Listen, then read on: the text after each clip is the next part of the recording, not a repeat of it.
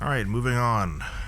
Sorry about that. I had to end up teaching a student, and I had forgotten about it. And since that last part of the video, I've been sick for like 3 days or whatever. So back at it, talking about the combat. Now the combat is something yeah. Let me get my notes out actually. Oh wait, I don't have notes. I'm just kidding. I do. I just don't feel like opening them. So starting off with the gameplay, talking about the combat. So it's just really fucking fun. It's a little bit of a learning curve. You have to sort of, and the game does a decent job of like tutorializing a lot of this, because one, the people that play the original are used to turn-based RPGs, and so they're trying to transition those people over to this action-based format.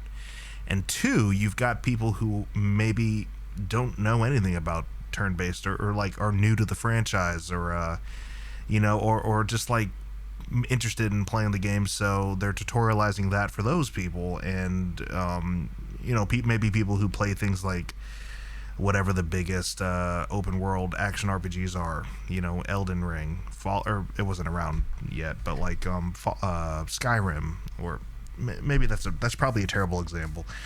But anyways, we have the hybrid turn-based, or no, what is it? The hybrid active time battle system. It's probably a better way to organize my words there, but so you run around and you attack, right? You run around and you press square to do like your short attacks, which is pretty intuitive for most people. But what's different about this is that you have that little ATB bar at the bottom.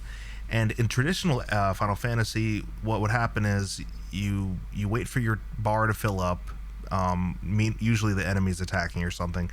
And then once the bar fills up, it's time for you to execute a command, whether that's like an attack or like a summon or use an item or defend or whatever, right? And the point of that was to get slightly away from the turn-based, the old school turn-based, where it's literally they go, you go, right? The idea was to sort of get away from that a little bit to make the battle feel a little bit more natural, a little bit more like realistic. Fast forward to, now, or like 2024. I forget when this game even came out now, damn. Fast forward to that, basically, you have this idea where we're going to run around and have the player... Okay, let me say this. The ATB bar is going to be filling up throughout the battle. It's just going to be happening, right?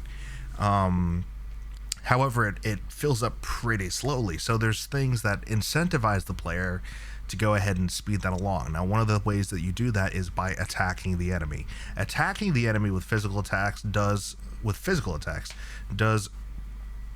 It increases the speed at which your AT bar fills up tenfold. So it's very important to attack. Not only are you damaging the enemy with, hardly damaging the enemy, but you are damaging the enemy. But more importantly, you're filling up that ATB gauge, and then you can execute your commands, right? The other way, and there's a lot of strategy that goes into how you fill up your ATB bar. There's ways people have broken the game. Yuffie and ATB Ward come to mind, where you can exploit that mechanic to fill up the bar even faster and then just unload moves, right? Well, there's another way that you can speed up the way your ATB gauge fills, and that's with blocking. So blocking, which is, I'm really glad that it's in the game. First of all, I'm really glad that you can just block on the fly, and in this game where you can't do something like a perfect parry, blocking actually becomes pretty important, because one, on hard mode, you'll take a lot more damage and you'll die a lot more if you don't block, period. It's something that you should just be in the habit of doing when you're not attacking, or when you're not doing something. You should probably be dodging or blocking, and just as a good habit or whatever, and that increases your ATB, how quickly your ATB gauge fills up. And then on top of that, we have materia that supplement these mechanics, like the steadfast block. so it rewards the player even more for like blocking. And then you block and you get more, you take less damage when you level the materia to a certain point. You, what is it, you, and your percentage of how quickly your ATB bar increases, or fills up, improves. So there's all kinds of things that they're doing to make these mechanics feel like more like something that the player can wrap their head around, and it works well together. So I enjoy that. Now the combat itself, let's go ahead and talk about the things that are a drag about it first, okay? Not including the things that you kind of have to... Well, it's one of those games where you just kind of have to play it a lot until you get the hang of it, because there's a lot that's going on. It's a lot faster paced than turn-based, where you just select the enemy you want to attack or whatever, right? If there's tons of enemies on the map, first of all, it can get disorienting. Like, the lock-on system is finicky. I think it's overall pretty good. I think generally speaking, it's a pretty good camera system, but there's moments where it gets pretty weird, as some people have mentioned. So you can lock on the enemy, right, with R3, and what happens is Cloud, or whoever you're playing as, is focused on the enemy, and then that's usually pretty helpful. You can anticipate their attacks better. You can kind of see when they're going to attack more clearly, and just in general, you're more focused on that enemy. I tend to, when I play any kind of RPG, I tend to do that anyways. I tend to, like, we're going to get rid of this enemy and then this enemy, you know, just in general, because I want to remove the number of enemies that are on the map as quickly as possible, right? And that's cool, but, like, I don't even know if this is a complaint. I don't think it can be. That's cool, but sometimes you'll be playing and you can't see what's coming behind you. You know, there's just, and that's just the fast-paced nature of the game. You know, you better keep an eye out at some point. You better press R3 again or whatever to disable lock-on. There were plenty of times where, like, I was, like, struggling to figure out who I was locked onto. I think there could be a better visual indicator, because generally speaking, if you have, like, 4 enemies and you lock onto one of them, it's kind of not always the easiest thing to tell if you are locked onto them. You have to, like, the icon itself, it just barely says locked on, you know? One of those, like, Zelda games comes to mind. They do pretty well with the lock-on indicators, you know? Like, oh, I'm very, you know, clearly I'm locked onto them. Compare this with, like, FF16, where, like, you lock onto an enemy, and at least in, like, the standard mode, the other enemies would generally leave me alone. I mean, results probably differ, you know, results vary depending on who's playing, right? But, like, generally speaking, the enemies would kind of leave. If I was locked onto one, the other ones would just stand there and wait for us to be done before they would engage me. But in FF7, it's yeah, you could get attacked, you could get knocked back pretty easily. And what else negatives can we say about the combat? Because I'm very likely going to have very little complaints about the combat. Yeah, I don't. I think it's just great, dude. I mean, if anything, it's not the most accessible. Like a lot of games these days, they're pretty complicated, you know. You probably have to sit there and commit to it for a while before you get the hang of it. At least I did. But in no particular order, I love the weapon abilities. I love them. I think they're awesome. Okay. First of all, every time you get a weapon in FF7 in the remakes, it's exciting because you know not only are you about to have stat differences or different options with how you arrange your materia, but you get a new ability with every single weapon, which one adds another tactical component to your toolkit. Like you play with, I don't know, Tifa, and you get something like Chi Trap, which turns out to be really useful. It incentivizes you to use these abilities because you can basically master them so that you can use them no matter what weapon you're using, right? They clearly tutorialize how you level up your abilities, and then you eventually learn them. And there's even a proficiency condition to be met, so that if you use this ability and kill an enemy with it, you get a bonus for how quickly you learn it. All that stuff, all kinds of love it. I just think it's awesome. Not to mention, like, every time you gain a new ability, it adds like another just cool thing to do in the battlefield or whatever. It just adds another cool, holy crap, wow, awesome, seeing Aerith do this thunderstorm move or whatever. Yeah, so, like, honestly, the weapon system is pretty awesome.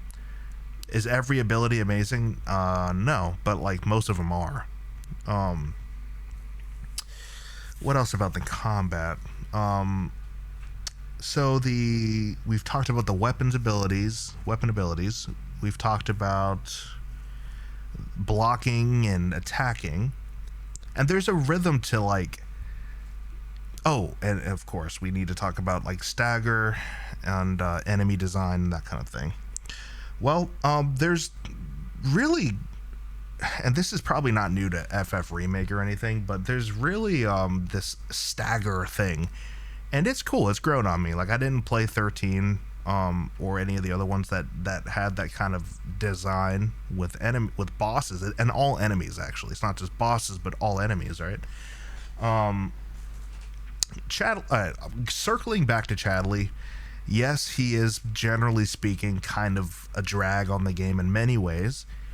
But I'm sure they could have done this without Chadley, but I do like the assess materia, and I do like that puzzle component to, like, enemy design. Okay, so, like, any enemy you encounter in the overworld, you'll eventually, or in Midgar, you'll eventually, it'll be in your best interest to assess them.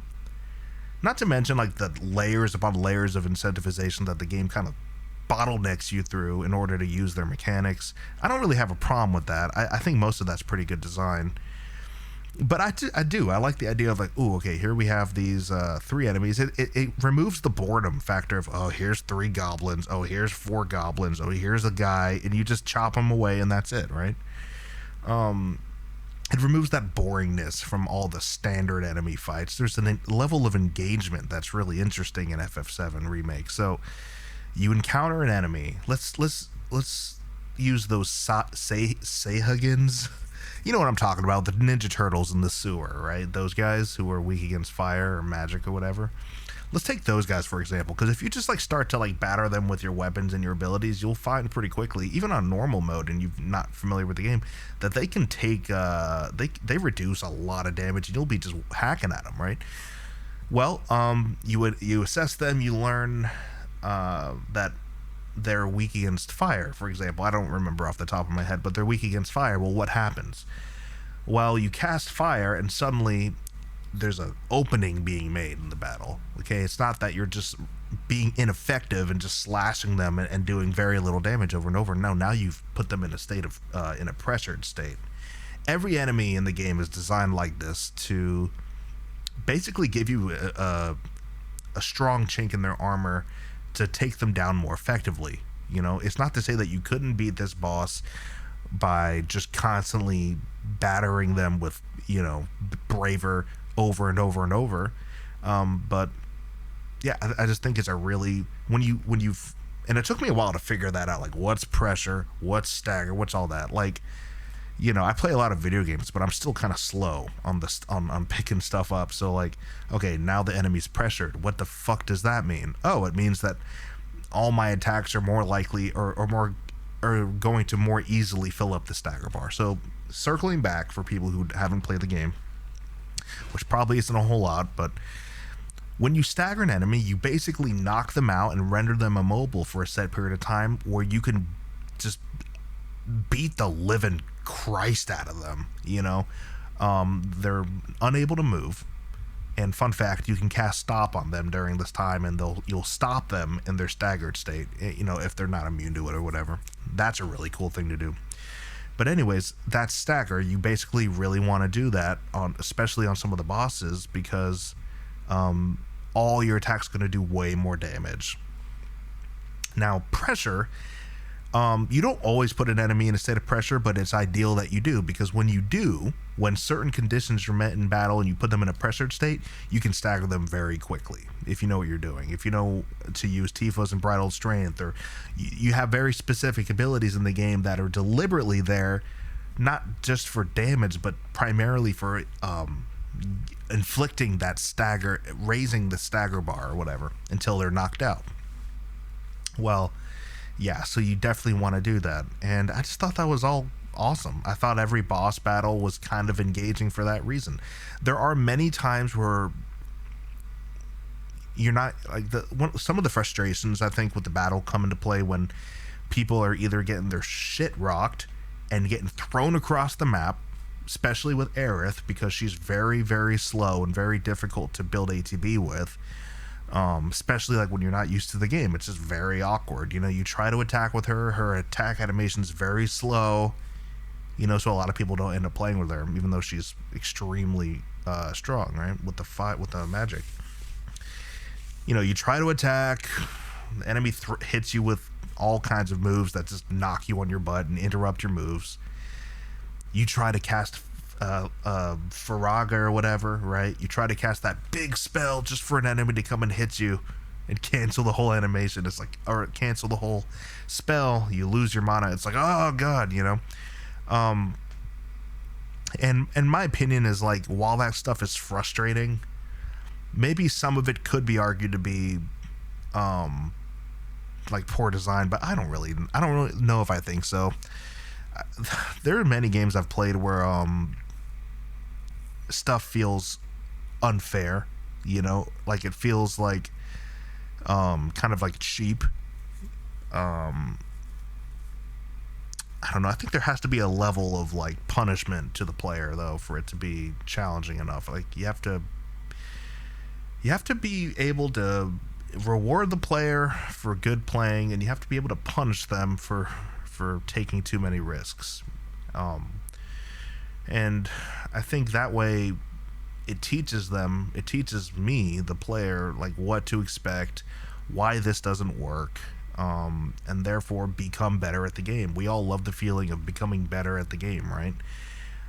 So like it's hard to say, oh, this is bad just because it sucks, because my opinion is it's not that bad. If you try to cast Fire 3 right when the enemy's gonna do an attack that knocks you on your ass, it's like it's a skill problem, I guess, you know. It's a skill issue, you know, but like kind of, right? Like there should be good timing. You should read the enemy and get a try to notice, you know, their attack patterns, and then that way when you cast Fire 3 when the moment is right, you're like, yeah, got him, you know. Otherwise, if you could just cast Fire 3 and steamroll and whenever you want and not be interrupted, it's like, I don't know, it would be too easy, right? It would be too, like, you know, so I do think you have to punish the player a little bit, like in order for them to feel good, or not. That's not how I want to say that. You do have to punish them though, right? There has to be some challenge, I think, most of the time, you know. So yeah, stagger, pressure, all kinds of love it. I just think it's a good time. And what else was I gonna say? I like the assess materia. We'll talk about the materia in a second. Let me actually open my notes now, for real this time. 1 second. Maybe I can edit this part of the video out. I probably won't. It's too much to keep track of. Alright, so we've talked about the combat. Trying to think if we missed anything in the combat. Like you attack, you fill the ATB bar, there's spells, you know, duh. Magic is handled a little differently in that it's not always guaranteed to hit, and your magic behaves differently. Like fire, I think, is always guaranteed to hit for the most part, or maybe it's thunder. And obviously you want to exploit the enemy weaknesses, and there's status effects like reflect and sleep and yada yada yada, and armor that can, you know, nullify that. Duh, that's like every RPG ever. It's not even worth talking about. I guess it was kind of fair that like you could sleep an enemy, and depending on how resistant they are to it, because they have lesser and greater resistances. So like, say you're playing a boss and they're not immune to something, but they have a lesser resistance to sleep. What that means is you can cast sleep, I think, like 2 times, and then after that they'll be immune to it, which is kind of whack. Or you can cast, or they could have a greater resistance to it, which means you can cast sleep 1 time, and then after you cast it 1 time, and then they're immune to it after. I don't know how I feel about that. Like, again, right? Like if you could just sleep every boss all the time, it would kind of get easy, right?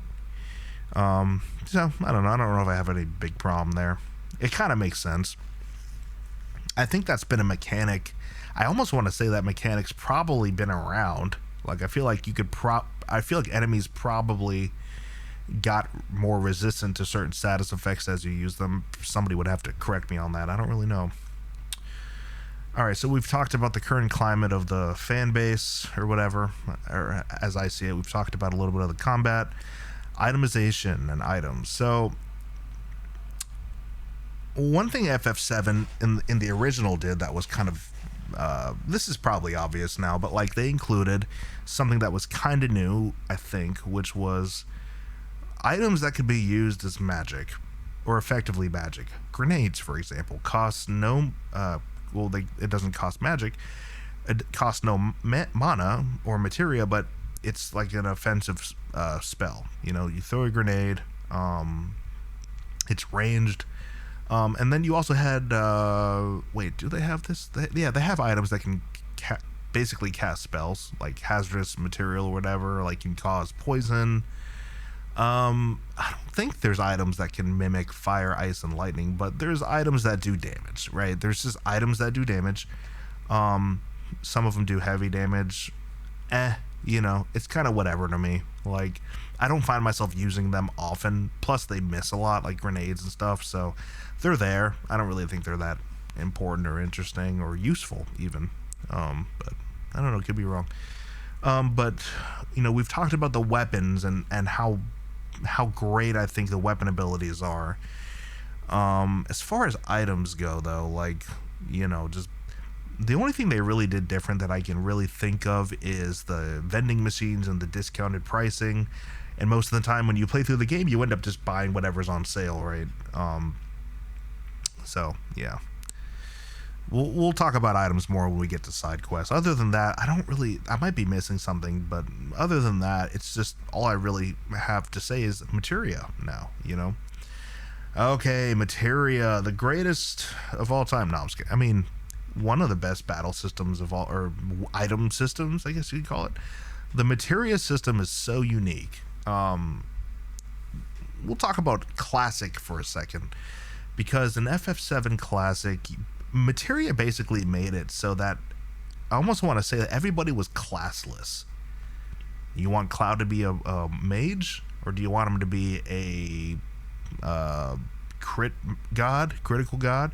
Do you want him to be a status support healer? I often treat Cloud like a healer just because he's good at it, you know. Obviously a defensive healer like a paladin or whatever, but yeah, you know, like, so it kind of made it so, like, when to contrast this with FF6 or FF4. In FF4, you had, what was it? Rydia, who was like an extremely powerful black mage and summoner. Starts off as a white mage, later on she's a black mage and a summoner, right? And she learns abilities, and those are her abilities, and that's kind of it. She doesn't lose her abilities. Once she learns them, they're there, you know. But then Cecil or Kain can't learn Fire 3, you know, because they're not black mages. Okay, well, then we go to FF6, where instead of having distinct classes for every character, you kind of have, like, an idea of the class. Like, they all have their own unique abilities. But, like, anybody could learn Fire 3, you know, as long as you equip the Magicite, right? The Esper, the Magicite, and then you level that to a certain point, and then while they're holding that item, they get Fire 3, and then they learn it for the rest of the game. Then it's done. They have it once they learn it. And I actually really like that in FF6. So then in FF7, you have materia, which is, how is that different? Well, nobody ever learns no one learns a magical spell permanently in FF7. It's all borrowed. It's always borrowed from the planet, right? So you equip Cloud, or you equip Cloud with fire, and then you level the materia, not the player. And then Cloud doesn't. The materia learns Fire 3, and then Cloud can cast it. And then you can give that materia to any character you want, and they'll be able to cast Fire 3. That's very FF7, right? So materia in Remake, let's just focus on Remake. And what they did different. Well, first of all, you have way less all materia in this game. That's the first thing. You get one magnify, and kind of a bummer, honestly. Maybe you get two. It might be two, but it might be like the second one's at the end of the game. But like magnify is very good. I don't know why they call it magnify. I get it. You're like magnifying it to go to, just say all, you know. But magnify makes it so that you cast fire on everybody, or you cast cure or haste or stop on everybody, right? And the potency is increased. So in the original, it was like you could do it up to 5 times or 3 times depending on the level of the all materia. In this game, it's potency. It's like if you cast fire on everybody, you'll do 30%, and then 50%, and then 100%, I think, or maybe it's never 100%. I'm not sure, but there's one magnify materia, and you better not miss it. Well, what else about support materia? Oh, hold on, I just undid something.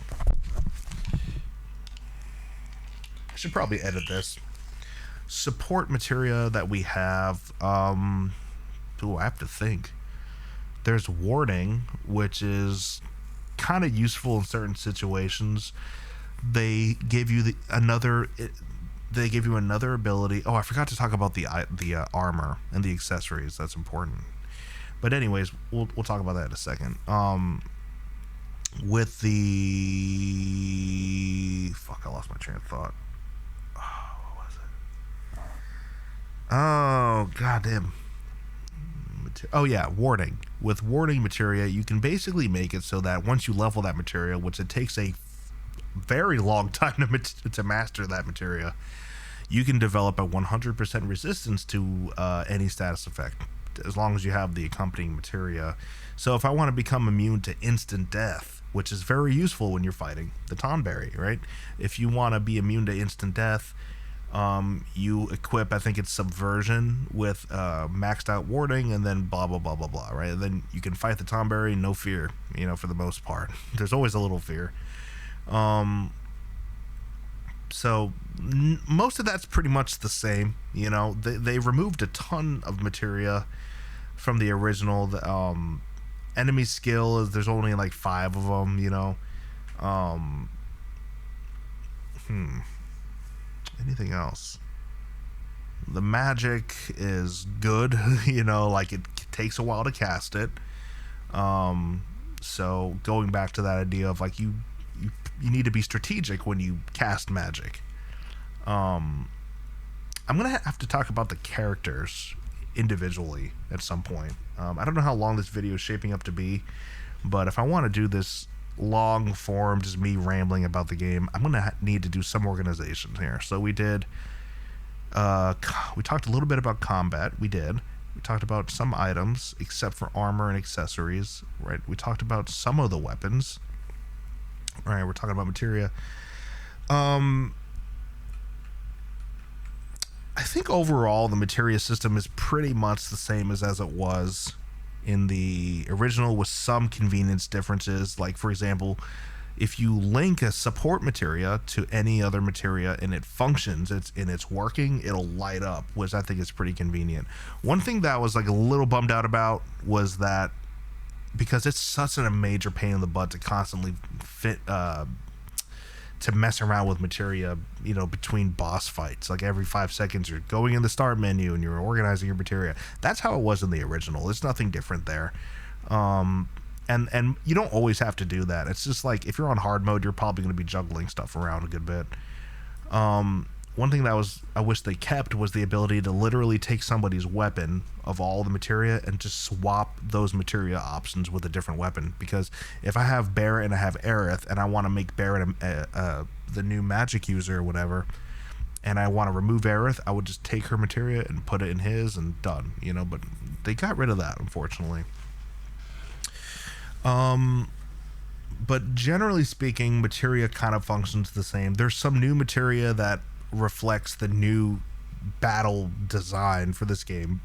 Things like steadfast block, things like precision defense if you're talking about rebirth, stuff like that.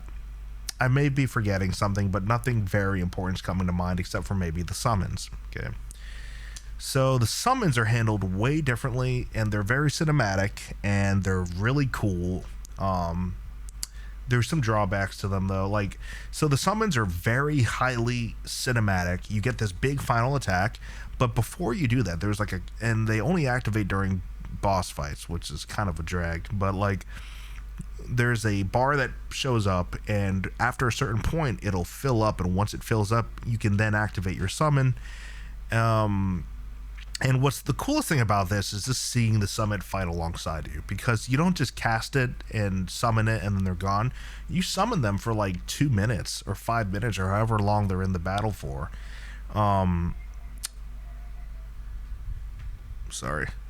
Neighbors. So say you summon Ifrit, I guess. He's one of them, right? Yeah, Ifrit. Say you summon Ifrit, he's kind of there in battle, and he's just doing his own attacks just like you're doing your own attacks, and it's just cool to see, right? It's just kind of a spectacle. However, you can also use his commands in place of your own. So instead of Cloud doing like an item or braver or whatever, you would go over and select one of his moves, and some of them increase stagger, some of them just do raw damage, you know. And then after the timer runs out, after he's been in battle for 2 minutes, boom, he does his final attack, and it's glorious, it's awesome. I actually think that's really good. I don't really have anything to say. The only alternative would be that I can think of is like, keep it exactly the same as the new game, as the old game. You summon him, it stops the battle, it kind of treats it like a limit break where you're immune to damage. It kind of stops the battle, and he does his final attack, right, just like the original. And it costs a shitload of mana, and you can do it 5 times, I guess, right, like the original. But, you know, given that this is an action RPG, I love the decision they did. So I just think it's awesome. Okay, end of story, end of discussion. I think it's great, and it is great. It's good design. I want to circle back real quick on a few things, because we're going to be talking about the characters, and we'll be talking about some of the story with them as well, how they handled that. We'll be talking about... So I want to talk about one more thing. I want to talk about the accessories. Back in FF6, you had the relic system, which was pretty damn awesome. What it meant was you had an additional slot that could give the character any number of certain abilities, like the ability to start the battle with haste, or the ability to run around the world map, or the ability to dual wield 2 weapons. It was just an accessory slot. I don't think you had that in FF4. I think you just had like armor, right? That kind of thing. In FF6, you had that accessory slot, and that added more customization to your party. Awesome, right? FF7 had the same exact thing. Right? I'm pretty sure FF7 had like the same exact thing. Maybe they were not as useful, but they were definitely, you know, they were there. Like, you had some like magic nullifying accessories, that kind of thing. In remake, yeah, they're there, and there's some really good ones. There's like ones that just really heavily increase your stats. There's ones that make you immune to sleep. You know, it's more of the same old, I guess, but I guess nothing really comes to mind there in particular. I mean, if you played Final Fantasy, you're used to seeing some of those like status relic system type customization options, so nothing really new there. It's just cool. All right, moving on. Let's go ahead and talk about Nothing. I'm gonna take a break because I'm hungry. So it'll be like pretty easy to just edit this out and add the next part over. I probably won't even edit this out because holy shit. All right, kind of back at it. Kind of forgot where I was, so gonna pull up my notes here. We had just finished talking about materia, looks like, and we're still on gameplay. We still kind of have a long way to go, so let's sort of dive in, shall we? All right, next we have exploration and linearity. So, I'll start this off by saying that I've played a lot of open world games. I think we all have, right? Because of thanks to Bethesda, we've spent lots of time going off into the distance and exploring, and that's cool. You know, I've had a good time doing that. That is to say, I experienced like a linearity renaissance at some point in my life where I was like really tired of open world games, and I was kind of hungry for something straightforward. And FF7 Remake is one of those games, and Resident Evil. That's why I really like Resident Evil these days.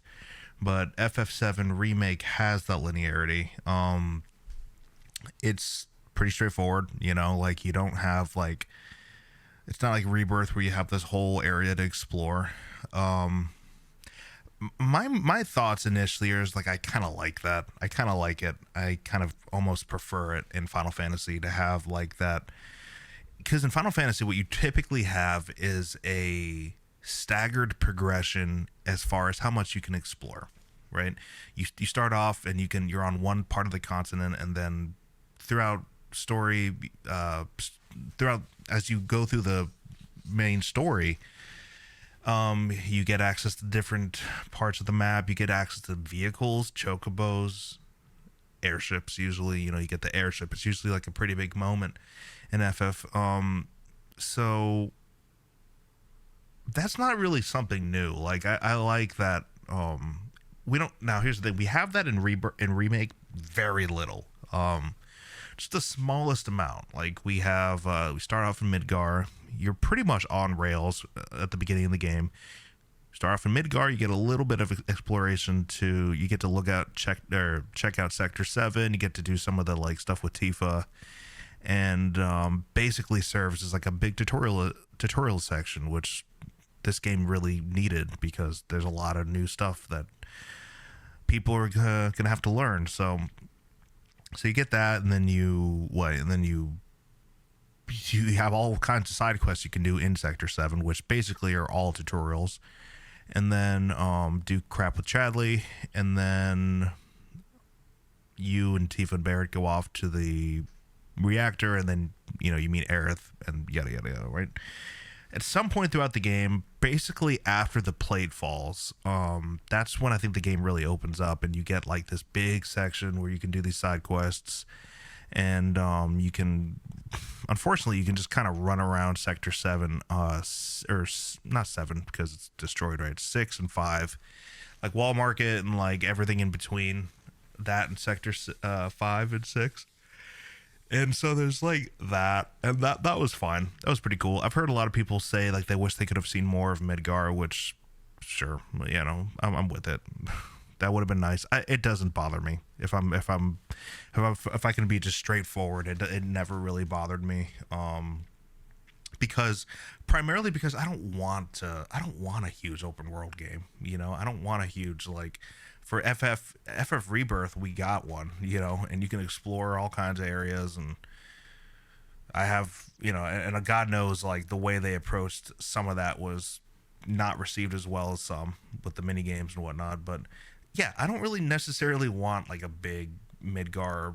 I don't want to pet my horse. You know what I mean? Like in Redemption or whatever. I don't want to go give Cloud a haircut. And I'm not saying that those gimmicky open world things would be in the game, but like, it's not really something I'm interested in. If anything, the only thing I could really see what would justify that is if they removed Chadley, which I know would please a lot of people.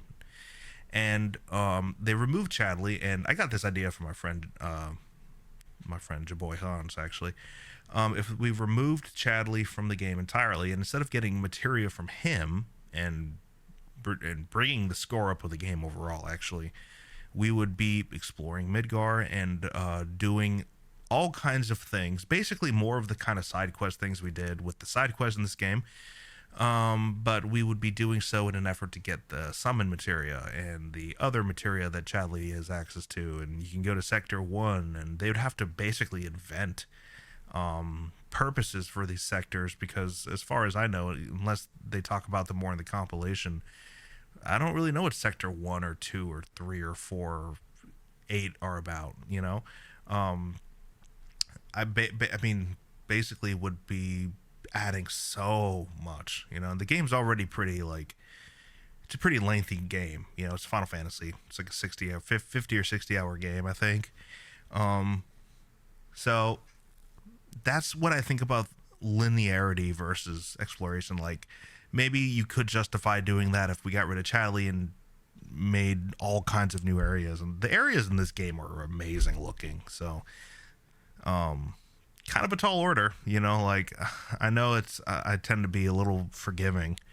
But the idea primarily with the remakes is, okay, their defense, right? Their defense for splitting the game into 3 games is, there's no way we can take this game and make and make it as detailed and as thorough and as rich in content as we'd like to, and put it in one game. It wouldn't even fit in anyone's computer, you know? And if you really think about that, there may actually be some real truth to that. Like, there are some things they added in Remake to expand the Midgar section,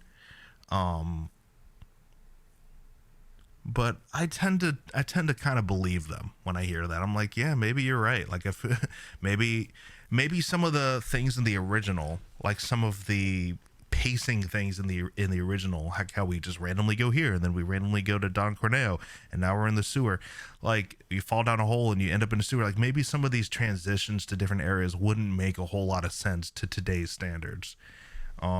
It's something I've given a lot of thought about, because I hear people constantly complain, like, how dare they release this in 3 games? And, like, on one hand, I totally understand where those people are coming from, because there is padding in these games. There is going to be some padding somewhere, right? So I could totally see that perspective. But then on the other side, I'm like, yeah, I kind of can't really see them pulling some of that original stuff off. What's a good example of that? Let's just take a random scene from the original. Like, oh, well, here's a good one. Like Cloud, this is literally what they did. So Cloud falling off of the sector after the airbuster, right? You fall, you meet Aerith, you fight Reno in the remake. In the original, you just kind of run from them. That section is more or less intact. There's no barrels that you drop on them, but I don't remember if there are. I don't think no. Yeah, there's no barrels in the remake. You just kind of climb the ceiling. But anyways, after that, Cloud and Aerith, there's just like this one screen, right, in the original where like Cloud and Aerith are like jumping over buildings, right? And it's like one texture for the like what they're running on. The background is all the Sector 5 trash or whatever. Aerith is puffing and wheezing, right? That scene, it's very small, right? Super small. We can use our imagination to expand it. Now imagine that same scene. Now imagine that same exact scene in Remake. You just have one screen, and you just have one little tiny screen, but the graphics of the trash and all that are way better. So it's like, you know, it wouldn't come across as that believable, you know?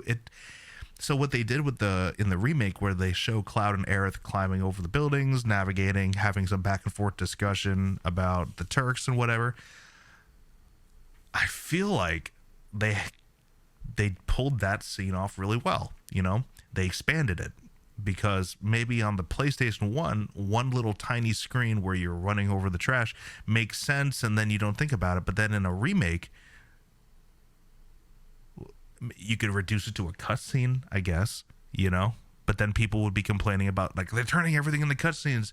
You know what I mean? So it just doesn't... I'm not... Like, I see both sides, but I'm not fully convinced, I guess. I'm not fully convinced that this game could have been done with the level of care that they put into it in one game. I'm not saying it couldn't happen. I remain unconvinced. One problem I notice in the gaming sphere is that I hear a lot of problems with not a lot of people really proposing fair and realistic solutions. I hear these easy band-aid like complaints. What I mean by that is like they just kind of slap it on. Like, this game's story is not well written. This thing is that. This game should have been released in one game. Something like that's pretty bold to just throw out there and not really give any serious thought to, you know? So, yeah, I think about these things and I think about them and going only based on what I know, you know? So anyways, those are my thoughts. I'm kind of talking forever here. All right, level design. We've talked about some of this. Like, we've talked about one of the things in Remake, which is pacing and balance with main story things like reactors and like Jesse's whole thing when you Midgar special and all that. There's like the main story, and then there's opportunities to branch off the beaten path, which there are some. For me, it might actually be the perfect amount. Like little things. What's that section when you're in like the reactor, way above with Barrett and Tifa, and you're like it's like a big maze, you know. And you're up on the rafters. And you have to hit the lights. You have to turn those sun ball things off or whatever. There's like a few opportunities where the game will hint that you can go off the beaten path to find the elemental materia or the chocobo mog materia or whatever. Stuff like that's fine, you know. That's just kind of like, ooh, I'm rewarded for going off the beaten path. I find a couple of these harder not Gestalt. I forget what those enemies are called. The names of the enemies, God, I can't remember. The queen, like the bug thing, whatever. They shoot webs. So there's a couple of those opportunities, and then there's big ones. Like there's big side quests where you have to do like collect the behemoth horn and all that, and the Moogle pod, and like there's the Moogle medals, and like there's there's a pretty good amount of mini games. So all of those side things kind of add up for this whole experience when you play through a JRPG. You want to be able to play through the main story and then basically take a break to go explore. Because if you don't look anything up, you're hoping to find, ooh, I found a really cool weapon. I found a new weapon. I found a new materia, a new summon. So I think there's a decent amount of that in this game, and it's pretty good. You know, and a lot of it, a lot of the like Chadley side quests they're all seem. I'm not going to say they seem necessary, but the tutorialization that they provide seems kind of necessary. The worst kind of tutorials you can do, right, are when the game just kind of stops you and is like, welcome to the tutorial. If you press X, this happens. And if you press Y, this happens. You know, that's the worst tutorial. You impulsively, most people just intuitively want to skip through it. You know, even though we want to learn how to play the game, it's just boring and it takes you out of the game, right? But by contrast, good tutorialization is when you literally have to do it yourself, or even better, the game will present. It's like show don't tell. Like it'll show you, hey, it won't tell you anything. It'll be like, oh, if I hit this box, you get this experience point, and then you get the experience point, and that's not a great example. Basically, good tutorials are like when you do them in the game and they're placed in the world in such a way that you can't really miss it. Like it seems really intuitive and natural for you to do that. And then, oh, there you go. And then, oh, I can do this, you know, without ever having to stop and read anything. That kind of thing. That's tutorialization. Some of the Chadley stuff serves as that too. Even though we you know, most of us don't like Chadley. It's fine. I don't either. But like the stuff where you have to complete his intel, where you have to like use special abilities on enemies, and or like use hit an enemy with a weakness or with an element they're weak to. Okay, stuff like that. You have to do it to complete the objective, the side quest. You learn how to play the game, yada yada, right? But level design, things like this, I'm not thinking about like the presentation. I'm not thinking about like the style and the art and all that. I'm just thinking about like how you go through the game, how the game funnels the player into the experience that the game is trying to have you give you to have. Okay, in other words, game developer generated content. Yeah, just put this little triangle, or put this little I'll put this enemy here. I'll fill this area with a bunch of enemies that are resistant only to magic in a section where you have Aerith in your party. Stuff like that. And you use the assess materia and you're like, oh shit, I need to I'm not doing any damage with my normal attacks. Like, they even make enemies that are like deliberately will just not even take damage from physical attacks, because the game's like, hey, you should really use magic. That's design, you know. Now, what are some examples of level design and design in general with this game, right? I'd have to think about that, actually. I'd have to think about that. Like, well, let's take dungeons, for example. I mean, they incentivize you to use Barret at times. Kind of obvious, but they incentivize you to use Barret, especially in the beginning, because there's enemies that Cloud can't reach, because the aerial combat is basically non-existent in this game, right? So there's that kind of design where it's like, oh, how do we get people to use Barret? You don't have to convince me to use Barret. I'm going to use them. But, like, you know, you put an enemy out of reach and then they have to use Barret. Or how do we incentivize people to learn how to use Tifa effectively, you know? It's like, other than like the Chadley subjective or side objective is like, use the triangle abilities with Tifa, you make enemies that stagger for a long time or easily stagger, and then Tifa can wipe the floor with them. You know what I mean? And then with like some of the dungeon design is interesting. We all almost all gamers might have an idea of what dungeon design is, because most of us have played Zelda. Okay. And if you've played Zelda or Oblivion, which has some decent, what do you call it? Cyclical design, where it takes you back to the beginning. This game doesn't have a whole lot of that, I don't think. Not that I'm aware of. It does feel like you're just kind of going the path, and every now and then you can step this way, you can step that way, but that's kind of it, you know? I wouldn't say this game excels in any kind of design or dungeon design or anything like that. It's kind of straightforward with like, and this is probably where people are like, this is lame. Like, it's probably pretty straightforward, and then you get to this thing where you have basically a loading screen where you have to like go through a crack, go through another crack, fight a couple enemies. You know, I think one thing that comes to mind the most with design would probably be the train graveyard and Shinra, maybe like the lab section of Shinra. So thinking of dungeons that actually have some design to them, let's look at the train graveyard, which is one of those sections that is extremely expanded, right? Like, they took, as another one of those, we took a screen, basically a memorable moment for me, actually, from the original, which is the train graveyard, and we turned it into a whole ass dungeon with 2 bosses. Okay.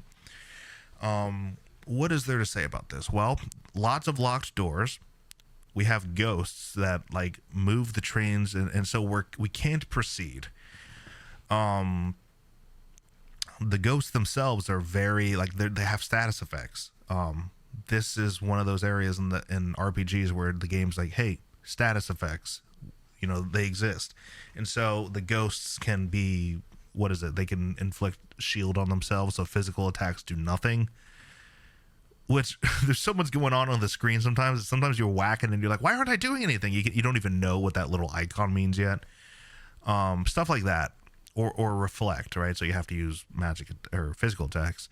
So there's the game incentivizing you, hey, magic is really good. You really ought to use it. You really. So go ahead and use it. Because gamers are stubborn. You know, I know many people who are like, I'm not going to use Aerith. She sucks. I'm using Tifa and Barret. Fine. Right. The game's really like, you should really use Aerith, though. She can kick ass magic and And we're just like, no, man. So, I mean, Aerith is a beast, but she's easy to get wrecked. It's easy for her to get knocked down, and whatever. Anyways, so the ghosts are designed in such a way, and what do you do? Is there any kind of puzzle design to the train graveyard? I mean, there's a couple doors. You might get lost a little bit, but like, it's kind of hard to think about. I've beaten the game so many times. It's like you go into that. You turn around after the ghost fight, the first ghost fight. You go into the train. Train falls.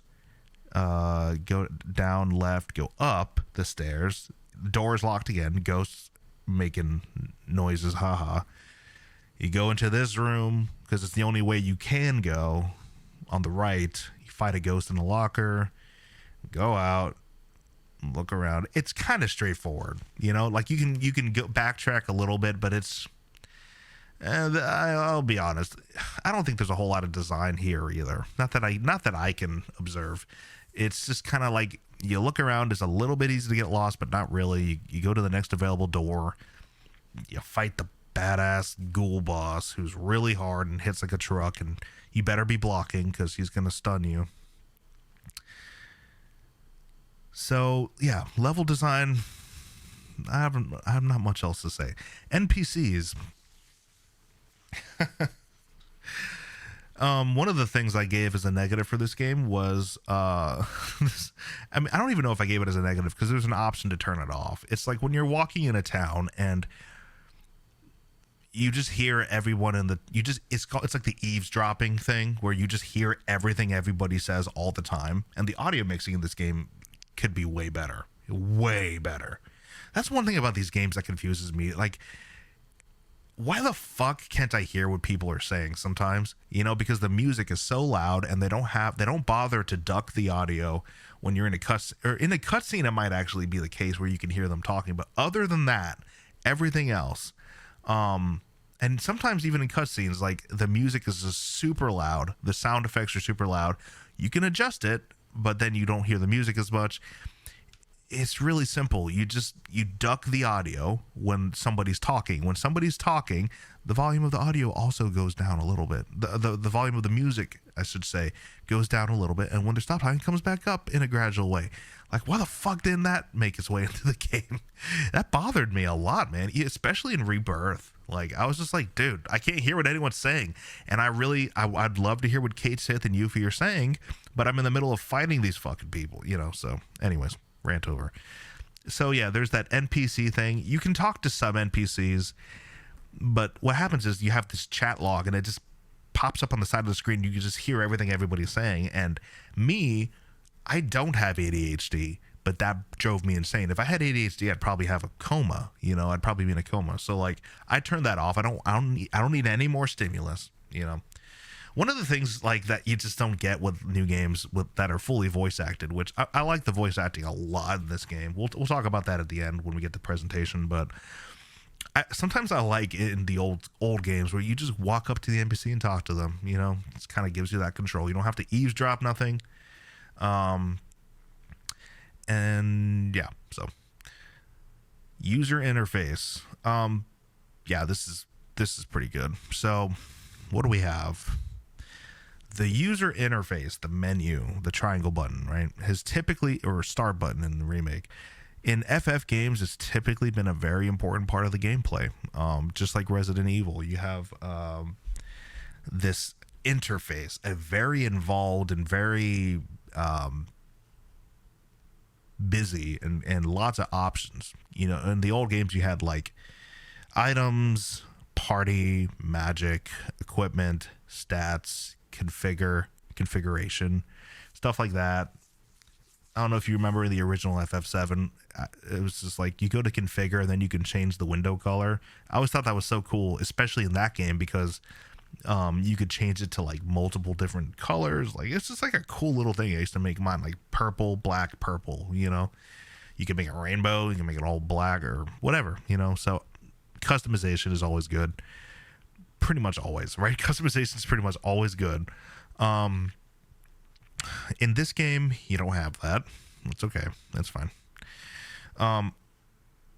you have the, excuse me, what do you have? You have your items, which not much different there. You have your key items, yada yada. Nothing that different there. You don't. Oh yeah, the main difference is how you use items in the field. You don't go into the menu anymore. You have that menu that pops up on the bottom left screen. That was a really good move. I really enjoyed that.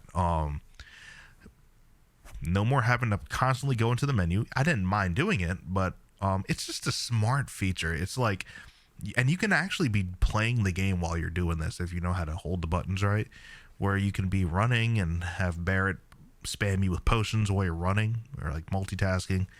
So it was like a smaller menu than the main menu. I just thought that was a nice touch. And you could use magic on everybody, like cure or whatever. Just a nice touch. And I don't think you actually use any restorative items or magic in the main menu. You probably could, but I've never actually tried. The weapon abilities. The shortcuts. That's a really important thing for the gameplay. To get like seamless in the gameplay, you have this awesome option to basically hotkey some of your abilities. I thought that was brilliant. Brought elements of like the bouncer. Remember the bouncer, that Square game? It made me feel like I was playing that. Or Legend of Mana, maybe would be. Yeah, Legend of Mana. Kind of like that, where you have like it was Legend of Mana, the PS1 game.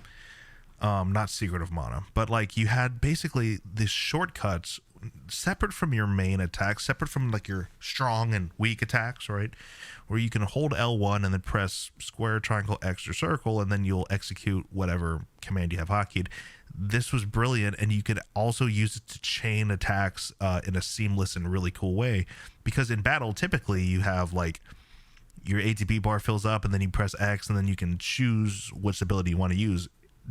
But sometimes in combat, you're playing with Tifa. You want to press triangle for that big strong attack, and then while you're in the air after the uppercut, you press L1 and X, and bam, she comes down with the dive kick.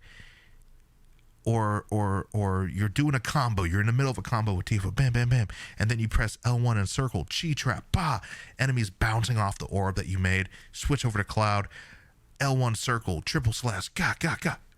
Awesome. Like, God, so awesome. Like, big learning curve, but I really do feel like people who play the game like that would just love it. I just think it was so fucking fun, dude. And in the middle of all that, you're guarding, you're dodging, you're attacking. And I would always stick with like the same kind of buttons. Like with Cloud, I have Bravers on square. All my stagger abilities would be on triangle for like focus thrust or whatever. Sometimes Cloud, I would use counter stance with X or disorder with X, all that. They're all so cool. I just think that was awesome. Okay. We're still talking about the user interface. So that was like the shortcuts menu in the battle settings, where you could also change like one of the two limit breaks you could get. Limit breaks are cool. They're really cool. We love them. They kind of take a back seat because you only are able to get two in this game. I think you can get up to 3 in Rebirth, up to 3 total. So unfortunately, limit breaks, like, you don't get that progression with limit breaks that you did in the original, which is not fun. But who knows, maybe one day they'll release all 3 games as one total game in the year 2059. You bet your ass I'm gonna buy it too, for the 60th anniversary of FF7. My math is probably all off there. But yeah, user interface is pretty solid. The only thing that I had a complaint about with the user interface was the weapon upgrades. At first I was, oh cool, it's like Skyrim, you have a skill tree. That got old really fast. Like really fast, because like every time you want to upgrade a weapon, you have to go into the menu, bing, and then you like go and select this and this. Okay, cool, I did it. Let me exit. Oh, look, now I have to do that for 7 other weapons. Yeah, that got fucking old. So anyways, that's the gameplay story. Do I have a drink? Yes, I do have a drink. Story. Where to start? I can start with what I like, what I dislike. I have a lot of questions. That's one thing. I have a lot of questions. I think we all do. I think we can all agree on one thing. Maybe we can't, but I can go ahead and just say this pretty confidently. I think I already said this at the beginning of the video. I probably would have preferred that they didn't change anything from the original story. I'm just going to say it. It's a free country. They can do whatever they want. They're the people who made the fucking game. It's their game. They can do whatever they want, right? There's only a few things I have like question marks about. They're not even negatives yet. They're just question marks. They're just like, huh? The whispers obviously are just like, huh? What? It almost takes me out of the game. That's the thing about the whispers. Like, it almost takes me out of the experience. It's almost like when the whispers are on screen, the game's like, hey, this is a remake, remember? Or like, their placement always feels a little awkward to me. Exception to like that very first scene with Aerith and the whisper. Like, that scene was kind of cool where she's like, oh my god. And they're prevalent, and I think they're kind of interesting. Not really, but we'll talk about them. So that's one of the main things, and we'll talk about how they function and whatnot. And what's the point, right? They are the embodiment of the planet's will. They are. What word did he use? I forget the word, but they are basically there to ensure that fate plays out exactly as the original game, right? That's kind of the idea, right? Now the question marks come in when I'm like, why does Sephiroth know? Why does Sephiroth seem to know the events of the original game? Why does Aerith seem to know the events of the original game? And even Cloud, well, not Cloud, but when the Whispers make contact with him, he starts to get visions. Like at the end of the game, you get visions of the end of, Aerith's death and yada yada. And Meteor coming and all these things. Not even talking about the white and black Whispers. Don't even get me started with those. But like the Whispers, that is their in-lore function to ensure that things go the way they went. To keep all the books in order, to keep all the tiles, everything in its place. That's why they come for Jesse. That's why they come for Wedge, ultimately, even though he survived longer than he did in the original. That's why they come for Aerith when she almost falls and they save her. They don't. It's like the idea is they're not necessarily good or evil. They're just functional. They're there to ensure that things go the way, whatever, right? What is Sephiroth's plan then? It's not going to be the same as the original, where he just wanted to become a god of the planet. I think the idea is that he's going to become a god of everything. And, oh my god, and a god of the remakes, and so let's stop digressing for a second, and let me talk about what I like about the story. Okay, the main thing that comes to mind about the story that I like is the characters. Obviously, the characters and their characterization, their arcs, because you start the game and you're Cloud, it's hard to talk about this because it's not like I'm talking about the original FF7. I'm talking about the remake, so it feels like its own thing, and you start the game and you play as Cloud, and you're around Barrett, who is always just going on and on and on about the planet, and he just never shuts the fuck up, does he? Oh my god, but the planet, and here he is blowing this reactor up and killing innocent people, and that's cringy to watch, You've got Cloud and Tifa, and it's established, boom, they know each other from the past, right? Like right from the beginning. Good to see you again. You've got Sector 7 and all the neighborhood watch and all of them.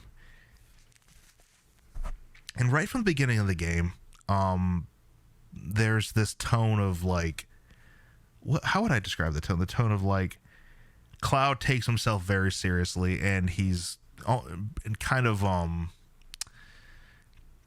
too seriously, and people around him like Tifa and Marl or whoever, like, and even Barrett and Jesse are like kind of working their way into his through his armor a little bit.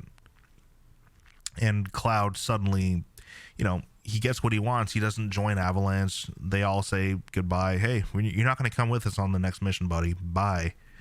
And then what happens? The very next thing that happens is, and this they change a few things. The very next thing that happens is we encounter these lackeys of Don Corneo. They're looking for a gun-armed man, and we almost think Cloud's going to give them the information. We don't, but it's like shown like that.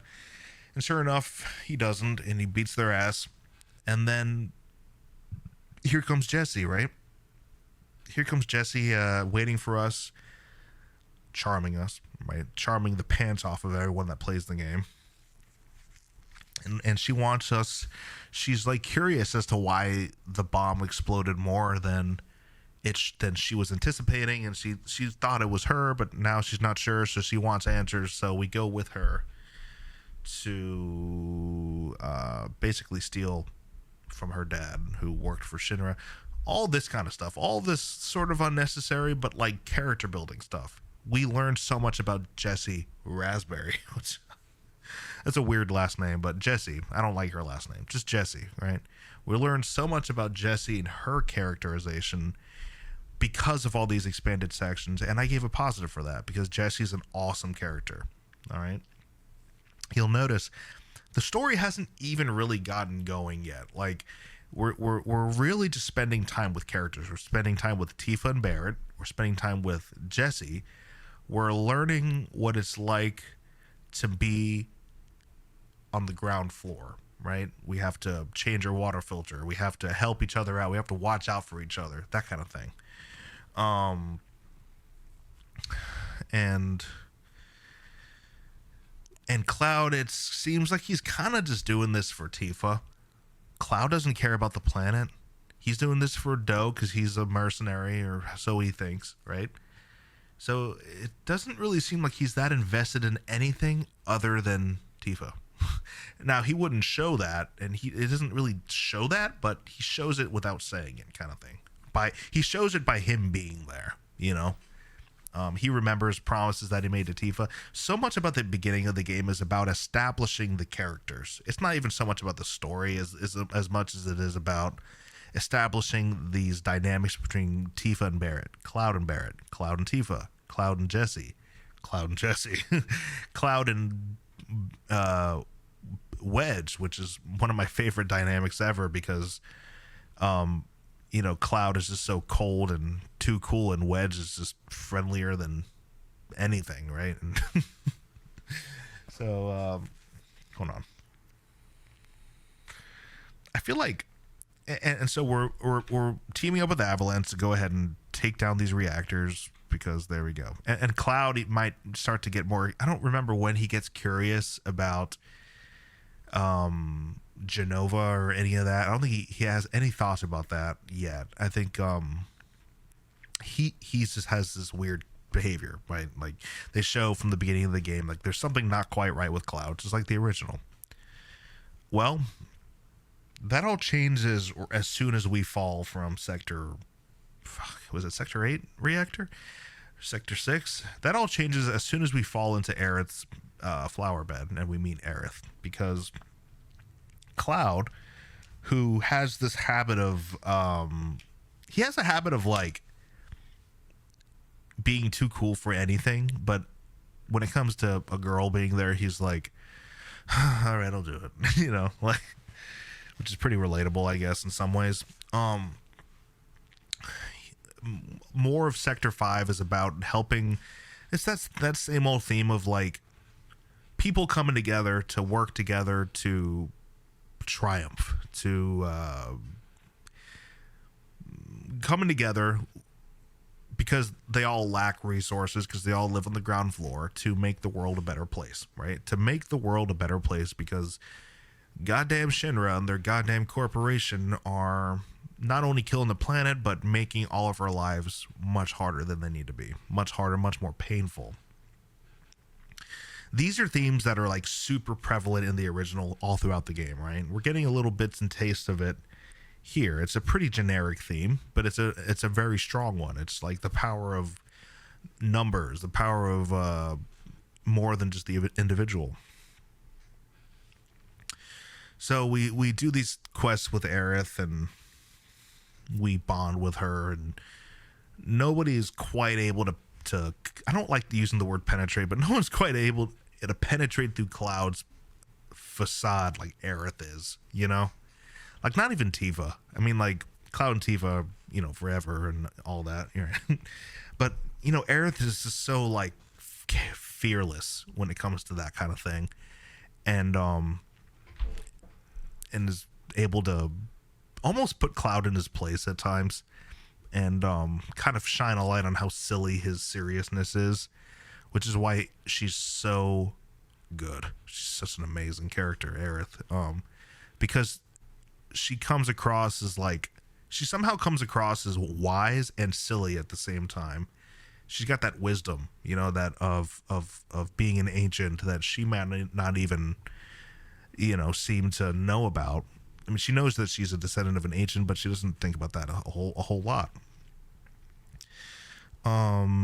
So that section with Aerith is awesome, and we learn a lot about Cloud because his dynamic changes around her, and he has a real friend in Aerith. That's one thing that's certain. He's found a real friend in her, maybe because she's so loving and she's so kind and so but also brash and also sarcastic, and on more than one occasion catches Cloud in a contradiction and makes him feel foolish, right?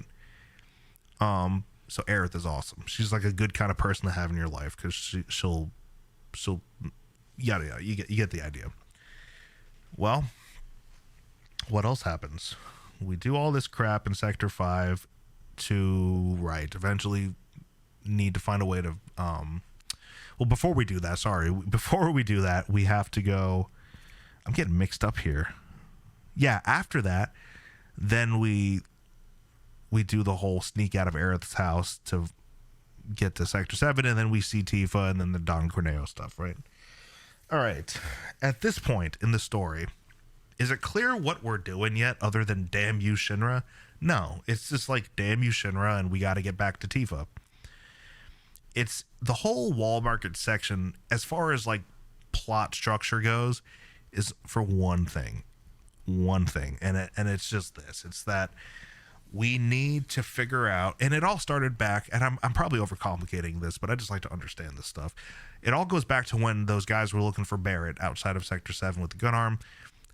What's his name? Don Corneo is aware of the fact that Shinra has got something planned, and Shinra is going to drop the plate on Sector 7, right? So that's all, after all the side quests and after all the Cloud cross-dressing shit, that's the whole point of that section. And to rescue Tifa, obviously. Rescue Tifa and get that piece of information.